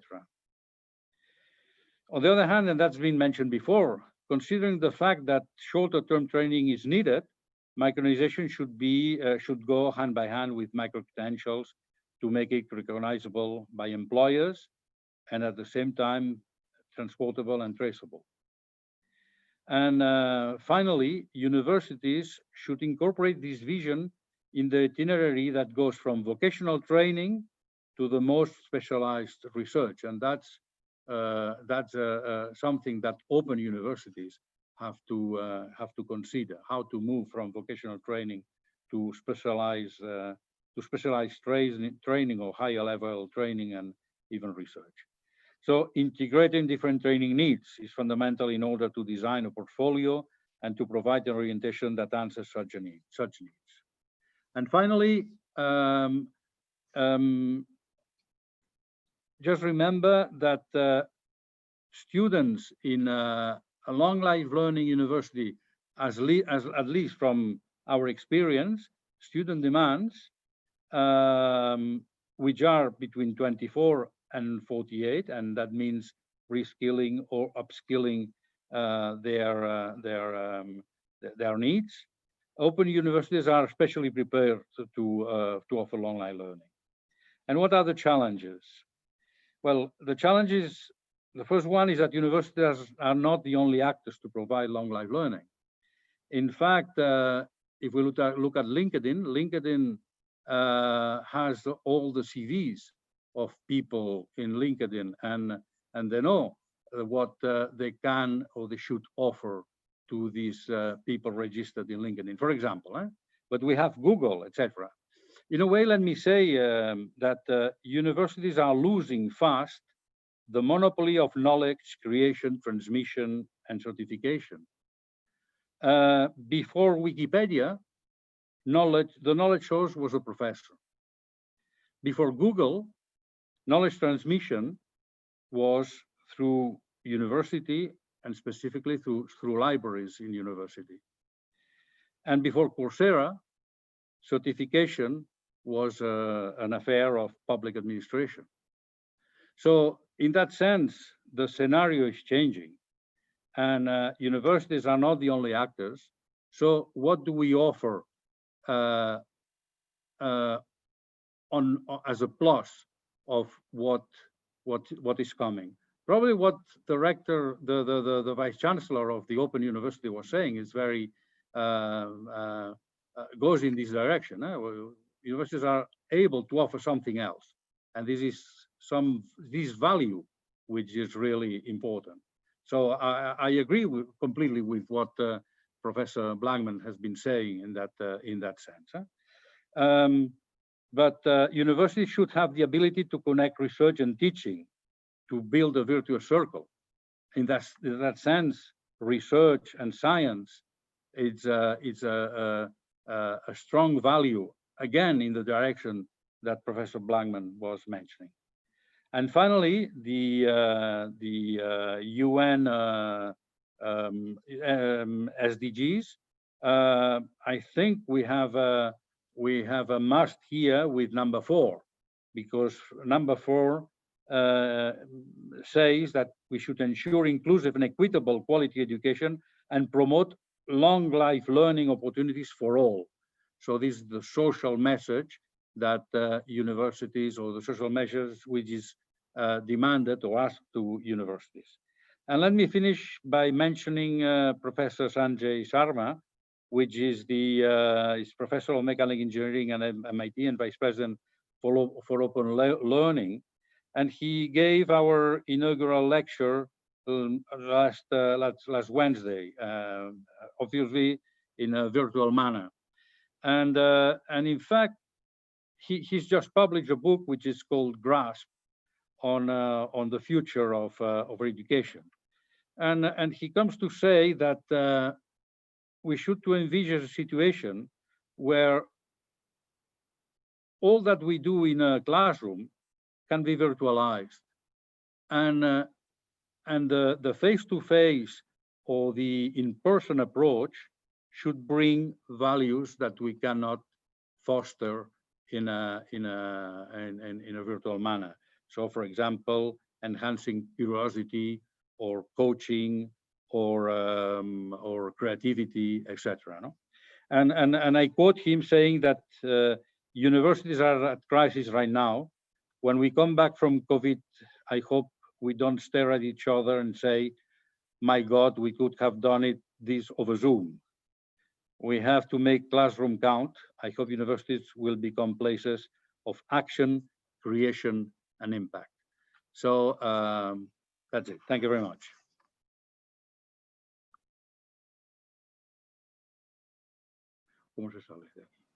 Stop sharing. Okay. Yes, thank you so much, José Planel, for your interesting thoughts and speech on what you are doing and how you are thinking about the role of your university in society, in the Spanish higher education system. But all of us are just sharing our thoughts about our major role universities can play in society. I'm now a bit in consternation because, Alessandra, are you going to share with us the questions that have been raised? Sure. Definitely. Yes. So the first question I would say is the one you already noticed, Carl, that is about the Open University. Maybe we can go back, and I think is open for every panelist want to respond. The question was, what is the role of Open University when, because of lower entry barriers, all university can now engage in online, distance, and lifelong learning. So are we all open universities now? Alessandra, I have to confess to pressing a wrong button and not working out how to unpress it. So I was going to do a written answer. I was hoping that the panel would answer this question. But, Okay. but yeah, sorry about that. Sari, would you please give give a first reaction to this question? Are we all open universities? Are we all developing into a kind of a, you might say, an overall university system with classrooms and offline, online, all kinds of educational tools in order to reach out to society and to all learners? It's a very good question, and from my point of view, when I talk about my own country, as I mentioned, there is a very long tradition that university education has been open through open universities with very low costs for anybody interested in participating, and so there is a very we are very much committed to opening our offerings to the society. I think this is really important for Finland, and education in general, high quality education from children to higher education has been emphasis of the Finnish society for decades, and therefore I'm very much in favor for this part of opening. And I also noticed a comment related to in the chat area that working place, industry, employees need to be taken into account when we think of what to offer to the society. And I totally agree with that. So we need to focus on topics that people in the working life really need from universities. But I don't have anything against this, because this is what we have been living for a very long time, and now that we are in the situation because of COVID-19 that we are in the digital form of education, our open universities in Finland have been always in forefront of digitalization of university courses. So now we are in the situation that we need to learn from them. But as I mentioned, all Finnish universities have their own open university, so we have a different system than for example, in UK or in the Netherlands, in your country. So it's very natural for us, because we open university staff and teachers are our colleagues. So then from my point of view, it's very different. Tim, would you say that the Open University UK has a special role for the accessibility of the higher education system? Because what you are telling us is that's the, you might say, the all-pervasive role of universities in keeping society alert. But that's for all universities. Is there a special role for the Open University, you might say? Yeah, that's a really interesting question, Carl. And I have to say, I found Sari's presentation inspiring. I think thinking and practice in Finland is so far ahead with this agenda. Yeah, I mean, the Open University in the UK does serve a kind of purpose as the guarantor in terms of access to higher education. And we're the only university in the sector that has a positive policy to be non-selective in terms of access to undergraduate provision. There are many other universities that have quite low entry requirements. Yeah. Often their strategies are to try to increase their selectivity, because everybody wants to be an elite university, and that is a real problem in the British system. But the thing for me, I mean, this is a really important point, I think, is that the Open University, I mean, we're an access university, but what I want us to be is a comprehensive university in terms of that diversity of society learning together. so that it's not just students who can't access any other type of education, but we're bringing a real mix, a cross-section of society, because I'm an absolute believer, and I think there's a lot of emerging research evidence on this now, that socially diverse and indeed cognitively diverse learning environments are very rich learning environments. They bring together many different ways of thinking about problems, solving problems, and particularly are a rich resource for good teaching to use in terms of peer-to-peer learning, for example. So I think the idea of a cross-section of society in all our universities, and I think it would be great if all other universities become like the Open University, because I think it is the model for the future. Yeah. Okay, thank you so much. Sari, you were nodding. So the Finnish system where you say that there's a constant, you might say, mixture and merger of people belonging to the classic university and belonging to the open university, that's one of your strongholds in the Finnish situation. Yeah, I know that earlier there were many colleagues, professors who were against this mixing of open university students with our own graduates or degree students. But now we have very good experiences from many disciplines and faculties that it's really beneficial, just like Tim was emphasizing, that the more heterogeneous background of participants, different views, and this is very beneficial if we want to prepare our students, our degree students, to the world, to the working life. And this is the kind of direction we are really going at the moment. And I really are in favor of mixed groups of students and not selective or not elite, but instead of offering the whole spectrum of the society when students participate in courses. So I'm very much aligned with what Tim was emphasizing. Yep. Josep, how does that count for your university in the Catalonian context? Do you have a special kind of students that come into your university and not going to the other, you might say, more classic universities like the Autónoma of Barcelona or other universities in your region? No. I think as I said, our students, the more than 60% or 70% of our students are in the range of 24-45. So, and I would say that in relation to becoming open or not becoming open, it's very relevant to look at the demand of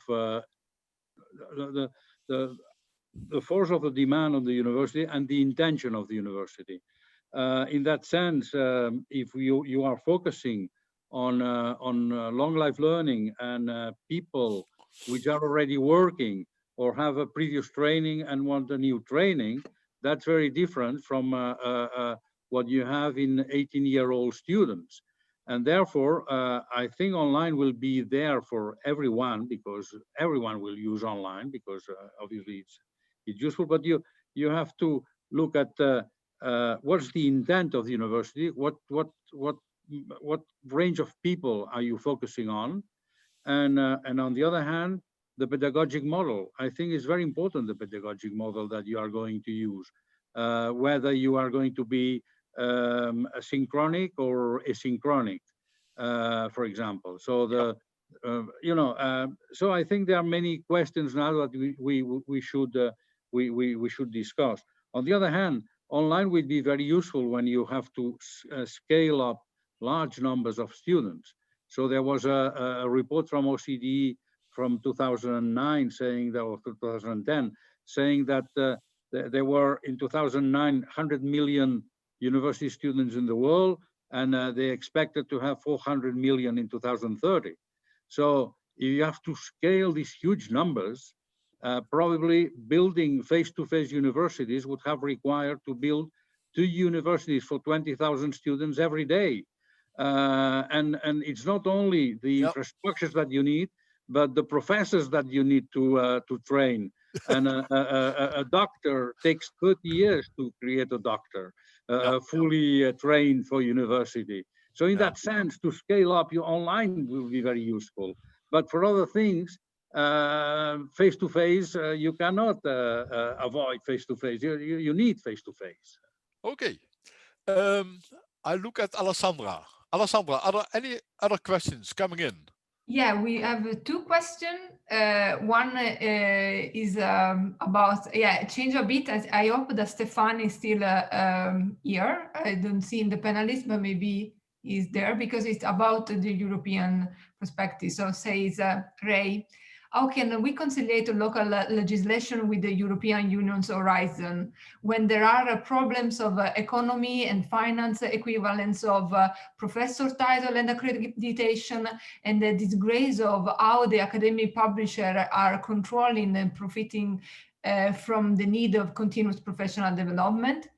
Does the Europe as a common step on the path to solving these questions? Do you have any answer otherwise? Stefan is not here and here. I have problem quite understanding the question, but maybe one of the other panelists has done so.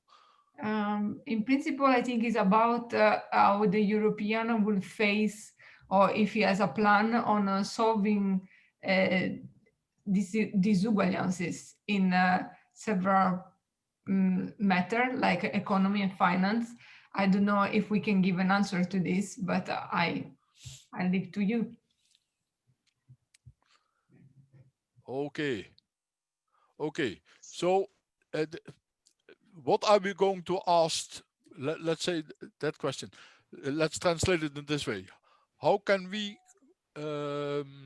fulfill our roles if there are still so many differences in Europe, so many legal objections, so many legal hindrances?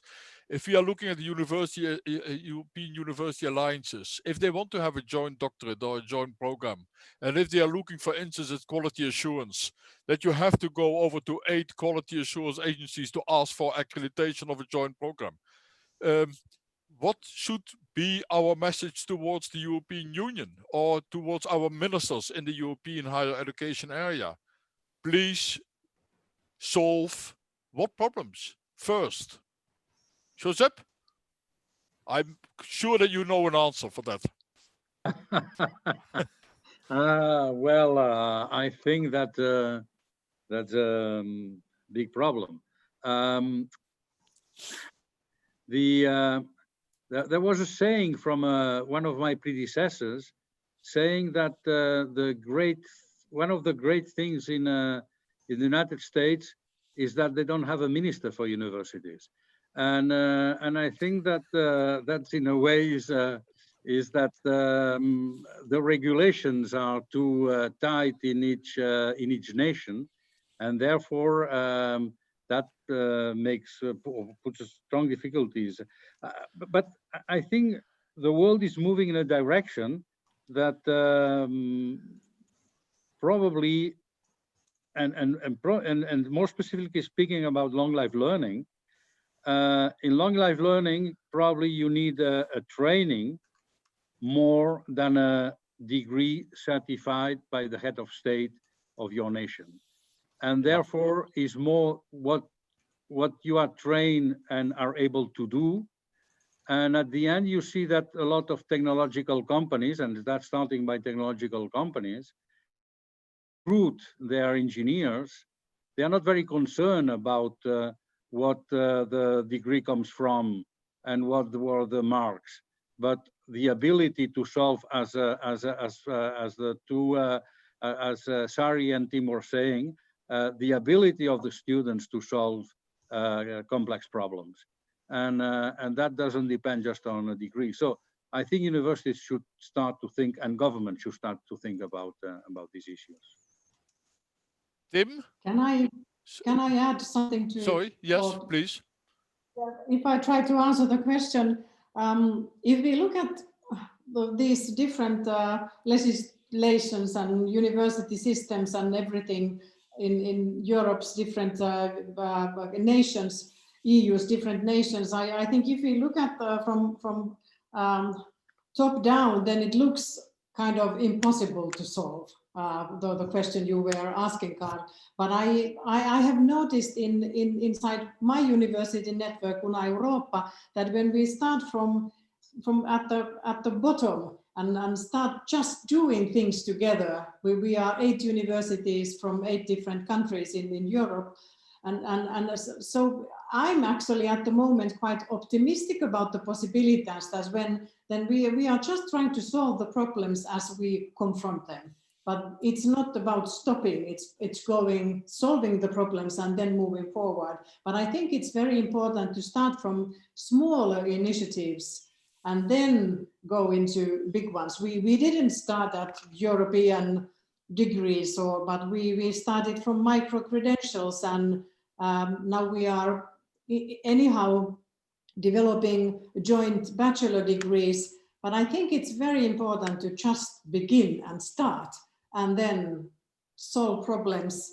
And then they look smaller when you look at them from grassroots level. But if you are a bird and look from above, and then there can be a feeling that you shouldn't even start or begin because it's so impossible. But it actually doesn't look very impossible when we just go about developing. So from this point of view, what we have learned from Una Europa is that we will be able to solve the problems as we confront them.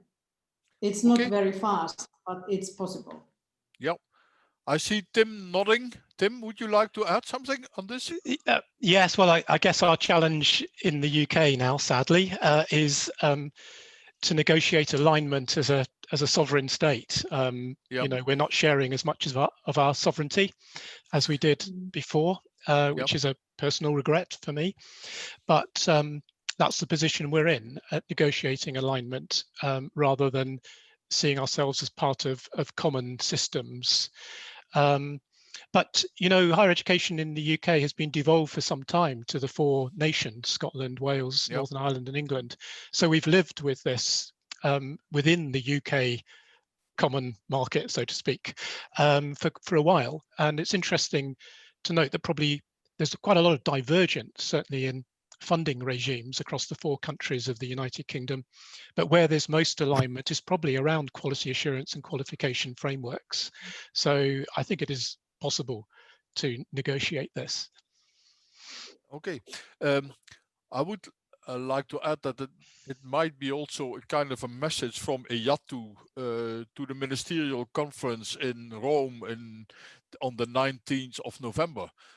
If we really want to, I think that politicians now are, I have the feeling, more inward looking at the moment. The crises are so emerging for their countries that they have to react as country-like, as national, you might say. But we, as universities, higher education institutions, borders are for us no limits. We are, from our nature, we are cross-border. We have to work together. So borders shouldn't be important for us and shouldn't be preventing us from cooperation. So I would hope that I'm quite sure that the European University Association will ask for the ministers to diminish the obstacles for cooperation. And I think that the European University Alliances give a huge example, and a very nice example of grassroots cooperation. One of the problems might be, Sari, when your micro-credentials would have a legal kind of justification, that it will be difficult for countries to accept the micro-credential from the other countries. And it's only if we as universities are making a plea for not making a problem from that kind of thing, that we are opening up the borders. But that takes a lot of energy, it takes a lot of conviction, and it takes maybe a lot of being a little bit rebel, just not being too careful, maybe a little bit of just trying to do some things. And isn't that a role for open universities, maybe? Just to be let's start a little bit of just doing things and opening up. We are in the, as a YATU, I think we are in a position to do. But let's go to another question. Alessandra, are there more questions now from the audience for us? There is another question that also Liz is approaching is at the same level of this discussion. It's still related to what the European, so what we should ask to Europe. And it says that we know that the educational ecosystem are not fast in implementing changes and monitoring and studying, and what will be long-standing practices after COVID is very important. Will it be positive? What is your idea? Will it be positive? At least it's challenging.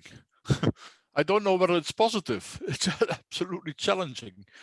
But I see that there's a, I don't know whether it's the same for your countries, but I see in my country that universities doing their utmost to open up their systems, and they will, I think they are going to change from a classical system to a hybrid system.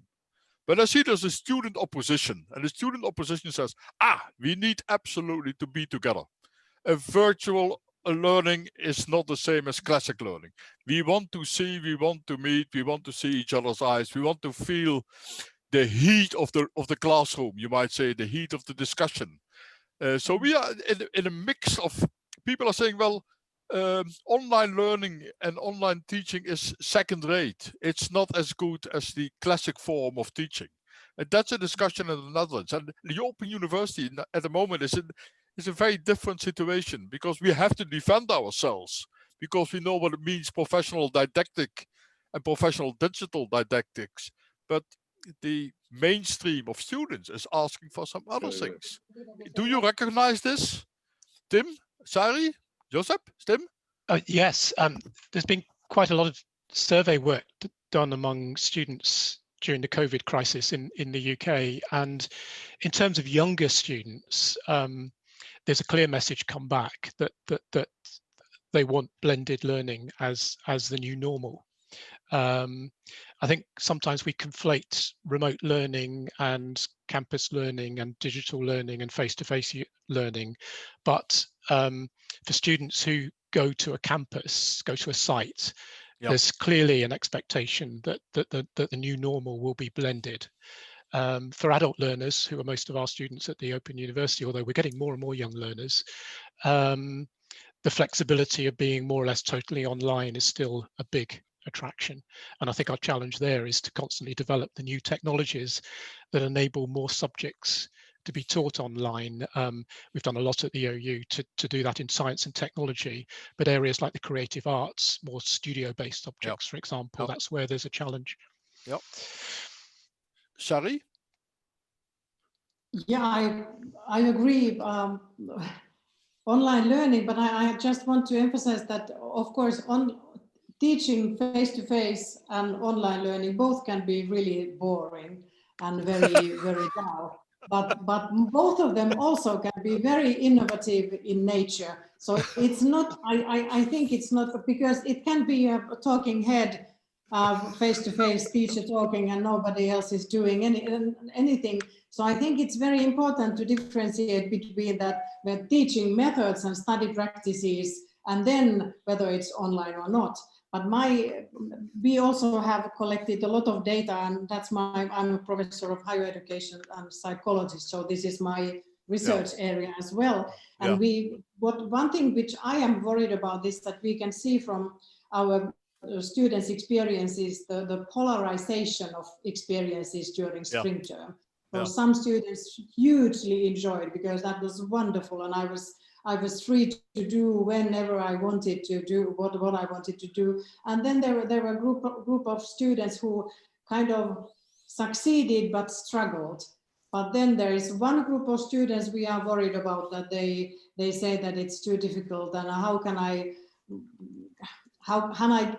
motivate myself to really begin? And so this is the kind of polarization is something that I'm at the moment most worried about. But what we need to develop innovative online learning method. So this is very important. But if it's just a teacher who has videotaped his or her lecture and somebody is watching, so that's bad teaching.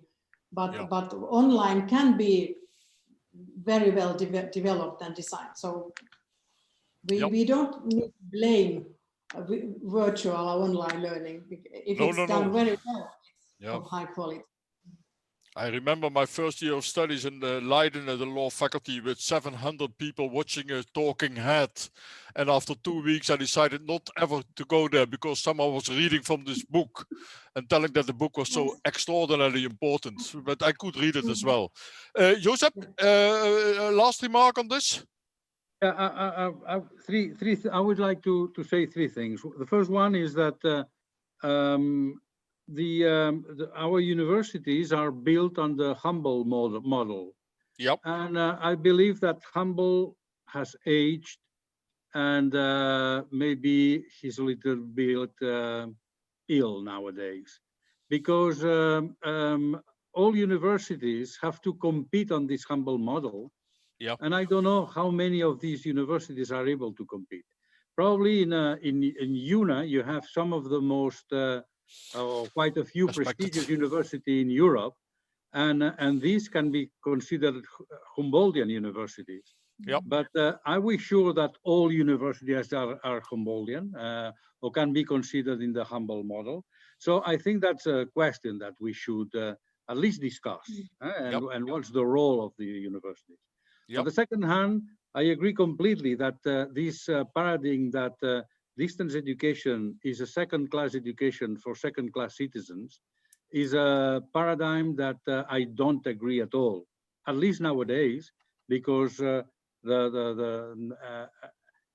things have changed completely with technology, with online, with the quality assessment of the and the accreditation of the agencies of the degrees, etc. So that's something that it's not true anymore.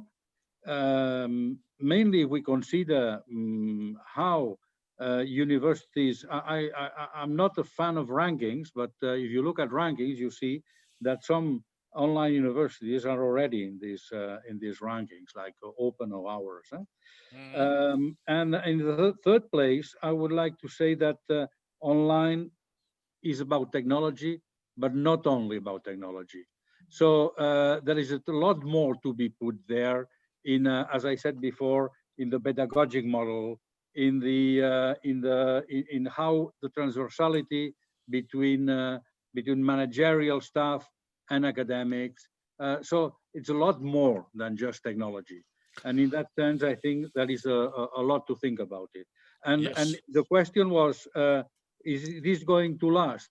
There was a previous rector of University of Barcelona used to say that church has a time to evolve, and universities have another time which is close to that of church. So in that sense, universities are very slow in their evolution. But I think the changes that COVID has brought are here to last. Thank you so much.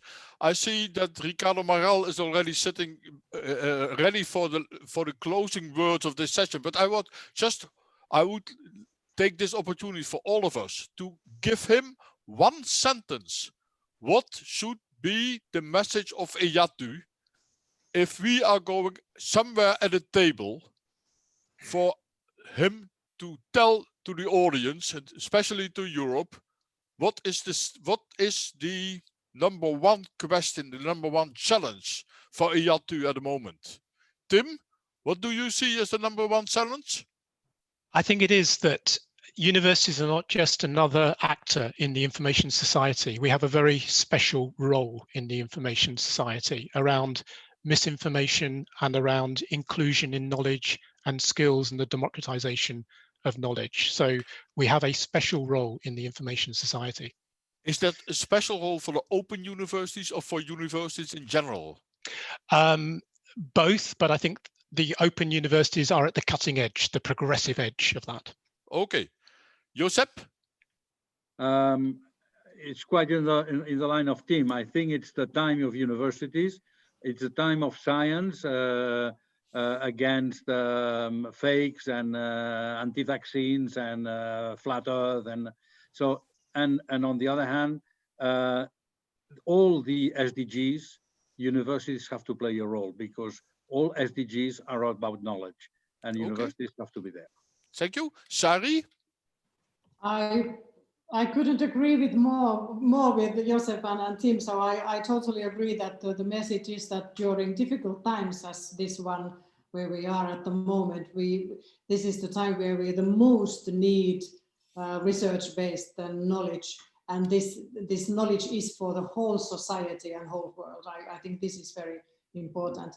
And here, before the final words, I have to say that I have another meeting still. So when the final closing words begin, I'm sorry that I need to leave. Thank you so much. My question for my remark for Ricardo would be, take on board the question that the open universities are the most accessible part of higher education, of the higher education system. If we are not there, the higher education systems wouldn't be that accessible. We make the systems accessible for all. And that's, I think, one of the most important contributions of open universities to the higher education system all over. So thank you, Tim Blackman. Thank you, Josep Parol. Thank you, Sari Lindblom, for contributing to this roundtable. And off we go now to listen to the closing words of the new and already beloved president of IHE2020. Ricardo, the floor is yours. Thank you very much, Carl, and thank you very much to all the speakers for sharing with us, your expertise, your ideas, your project around the roadmap to the University of the Future. In fact, a major issue in higher education policy. I really enjoyed the different presentations, and I shared most of the ideas that you guys just presented. University of the Future, no doubt, is full of challenges, which must target innovation in capital letters. What I mean by innovation, we must be creative in the development of resources and materials, and we must be capable of revisiting traditional teaching procedures.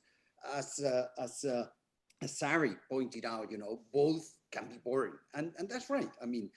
Unless if we are not able to be innovative and to be creative, all that with a clear focus on the role of artificial intelligence as part of an ambitious digital process. We must also be able to challenge and defy state policies. And combat. Giuseppe made this point clear, and combat post-truth. And in doing so, combat post-truth with science, with our research. I foresee the University of the Future as moving to a more socially oriented university. Close and interested in what society is demanding from the world of academia, a more inclusive university. Someone, as Tim pointed out, I fully agree with that. A more inclusive university, sensitive to those who are going through difficult times and circumstances, or what I would like to say, a more humane university. Human values must be a mandatory and an integral part in the higher education agendas. You guys pointed out that we are living pretty hard times and an exceptional moment in history due to the COVID-19 pandemic, which has made the world reconsider ideas, practices with respect to the quality, practicality of higher education. And I'm very confident, I'm absolutely convinced that IHE2020 universities in particular are the future. And the distance models, whether these are conceived as online or blended, are here to stay. Education will be inconceivable without this online blended distance modality. And the different speakers, the different panelists have added a number of recurring themes. The revision, the revision of the academic offer in terms of micro-credentials, degrees which are a response to the market demands, ubiquitous digital world, I really like that idea, Tim, because in a way that's very much connected to the idea of teleworking, which is, which is part of our policy now, the lifelong learning and continuous learning that Giuseppe just expressed. But, I do believe that the University of the Future should be sensitive, should be an inclusive university. I mean, we should be able to align our education policies with the agenda with the 2030 agenda of sustainable development objectives in such a way that all the students and the society in general are aware of the importance of the sustainability of our planet. So far, it is the only one we have. One of the sustainable goals says, transform the world for persons with disabilities. We should also focus on accessibility and keeping the whole system of our education open and accessible to anyone, irrespective of their condition, sex, social class, disabled, gender, etc., etc. Universities will have to look then in the direction of their societies by making their research accessible and applicable to real problems. As I said, micro-credentials is a good example in this direction, not to mention research activities and research programs as a response to the real social challenges, for example, the COVID-19. Therefore, we should be respectful of diversity and work for the leveling up of the minority groups who are now in disfavored conditions with respect to the more powerful groups. We need to be aware of integrity and the ethics that any university or institution should embrace. But, I'm talking about the Agenda 2013, one of the Sustainable Development Goals, number 17, it says, partnerships for the goals. All right, I always believe that competitive projects are not only great because of the ambitious nature of the objectives they pursue, but they are also great because they demand collaboration, because they are not part of one's territory. Rather, what is called for now is open-mindedness and a willingness to recognize tensions, no matter, what they come from, and the urgent need to collaborate and share. I mean, EADTU should have a look beyond Europe and be able to collaborate, to establish collaborative bonds with Latin American countries, with Maghreb countries, and with, to have or to strengthen our international presence. And all panelists and all the speakers have referred to the digital and technological transformation. And this is an obsession, I just must confess, because, I talked to my vice rectors, one of them is present here, Professor Boticario. I mean, I asked him to implement artificial intelligence as part of our educational and digital transformation. Because the digital and information revolution has opened new prospects for our society that far outweigh any potentially negative aspect which may bring about. The digital area has also brought to light better vision systems, speech recognition, intelligent problem solving, data collecting, analytics, and many other capabilities provided by machine learning. But this scenario is one of rapid progress and change. Some may find it overwhelming, but most people find a way to become adapted to the changes that are relevant for their life's goals. Interestingly and significantly enough, the younger generations, which are the future of our world, by the way, do not feel challenged by new technological developments. In fact, they are particularly keen on them. They mostly find technological progress thrilling, and many of them are willing to contribute to continuous innovation. This means that artificial intelligence is here to stay, and people who embrace it will be ahead of those that do not. Constant adaptation is crucial, since as any natural selection process, only the fittest have a greater chance of survival. But let's not be deceived. Adaptation goes beyond becoming effective technology consumers. Like any previous age, those who want to take the lead in this new age of ever-growing computational power will need to determine what problems are relevant to work on at each of development, and to get many others to deal with such problems, thus providing workable solutions. I mean, those with a vision will need to create perfect mutual feedback conditions between technological innovation and the social benefit derived from its application to solve different problems. All previous technological revolutions have been the product of man's intelligence being capable of enhancing man's power over nature. Artificial intelligence is also the product of man's intelligence. Intelligence creating intelligence, rather than a mere artifact, is a unique venture, one whose boundaries, if any, we are not in a position to draw, luckily speaking.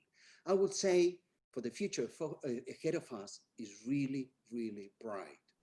For us and for many universities in the world, it is evident that our model, the European model of distance and blended teaching and learning, will help universities to face the challenges of today and tomorrow. And please, I conclude. We should have a clear vision, and we should all agree that we must work to make our students not only more knowledgeable, but also, and more importantly, wiser. Thank you very much. Thanks, Ricardo, for closing this first day of the conference.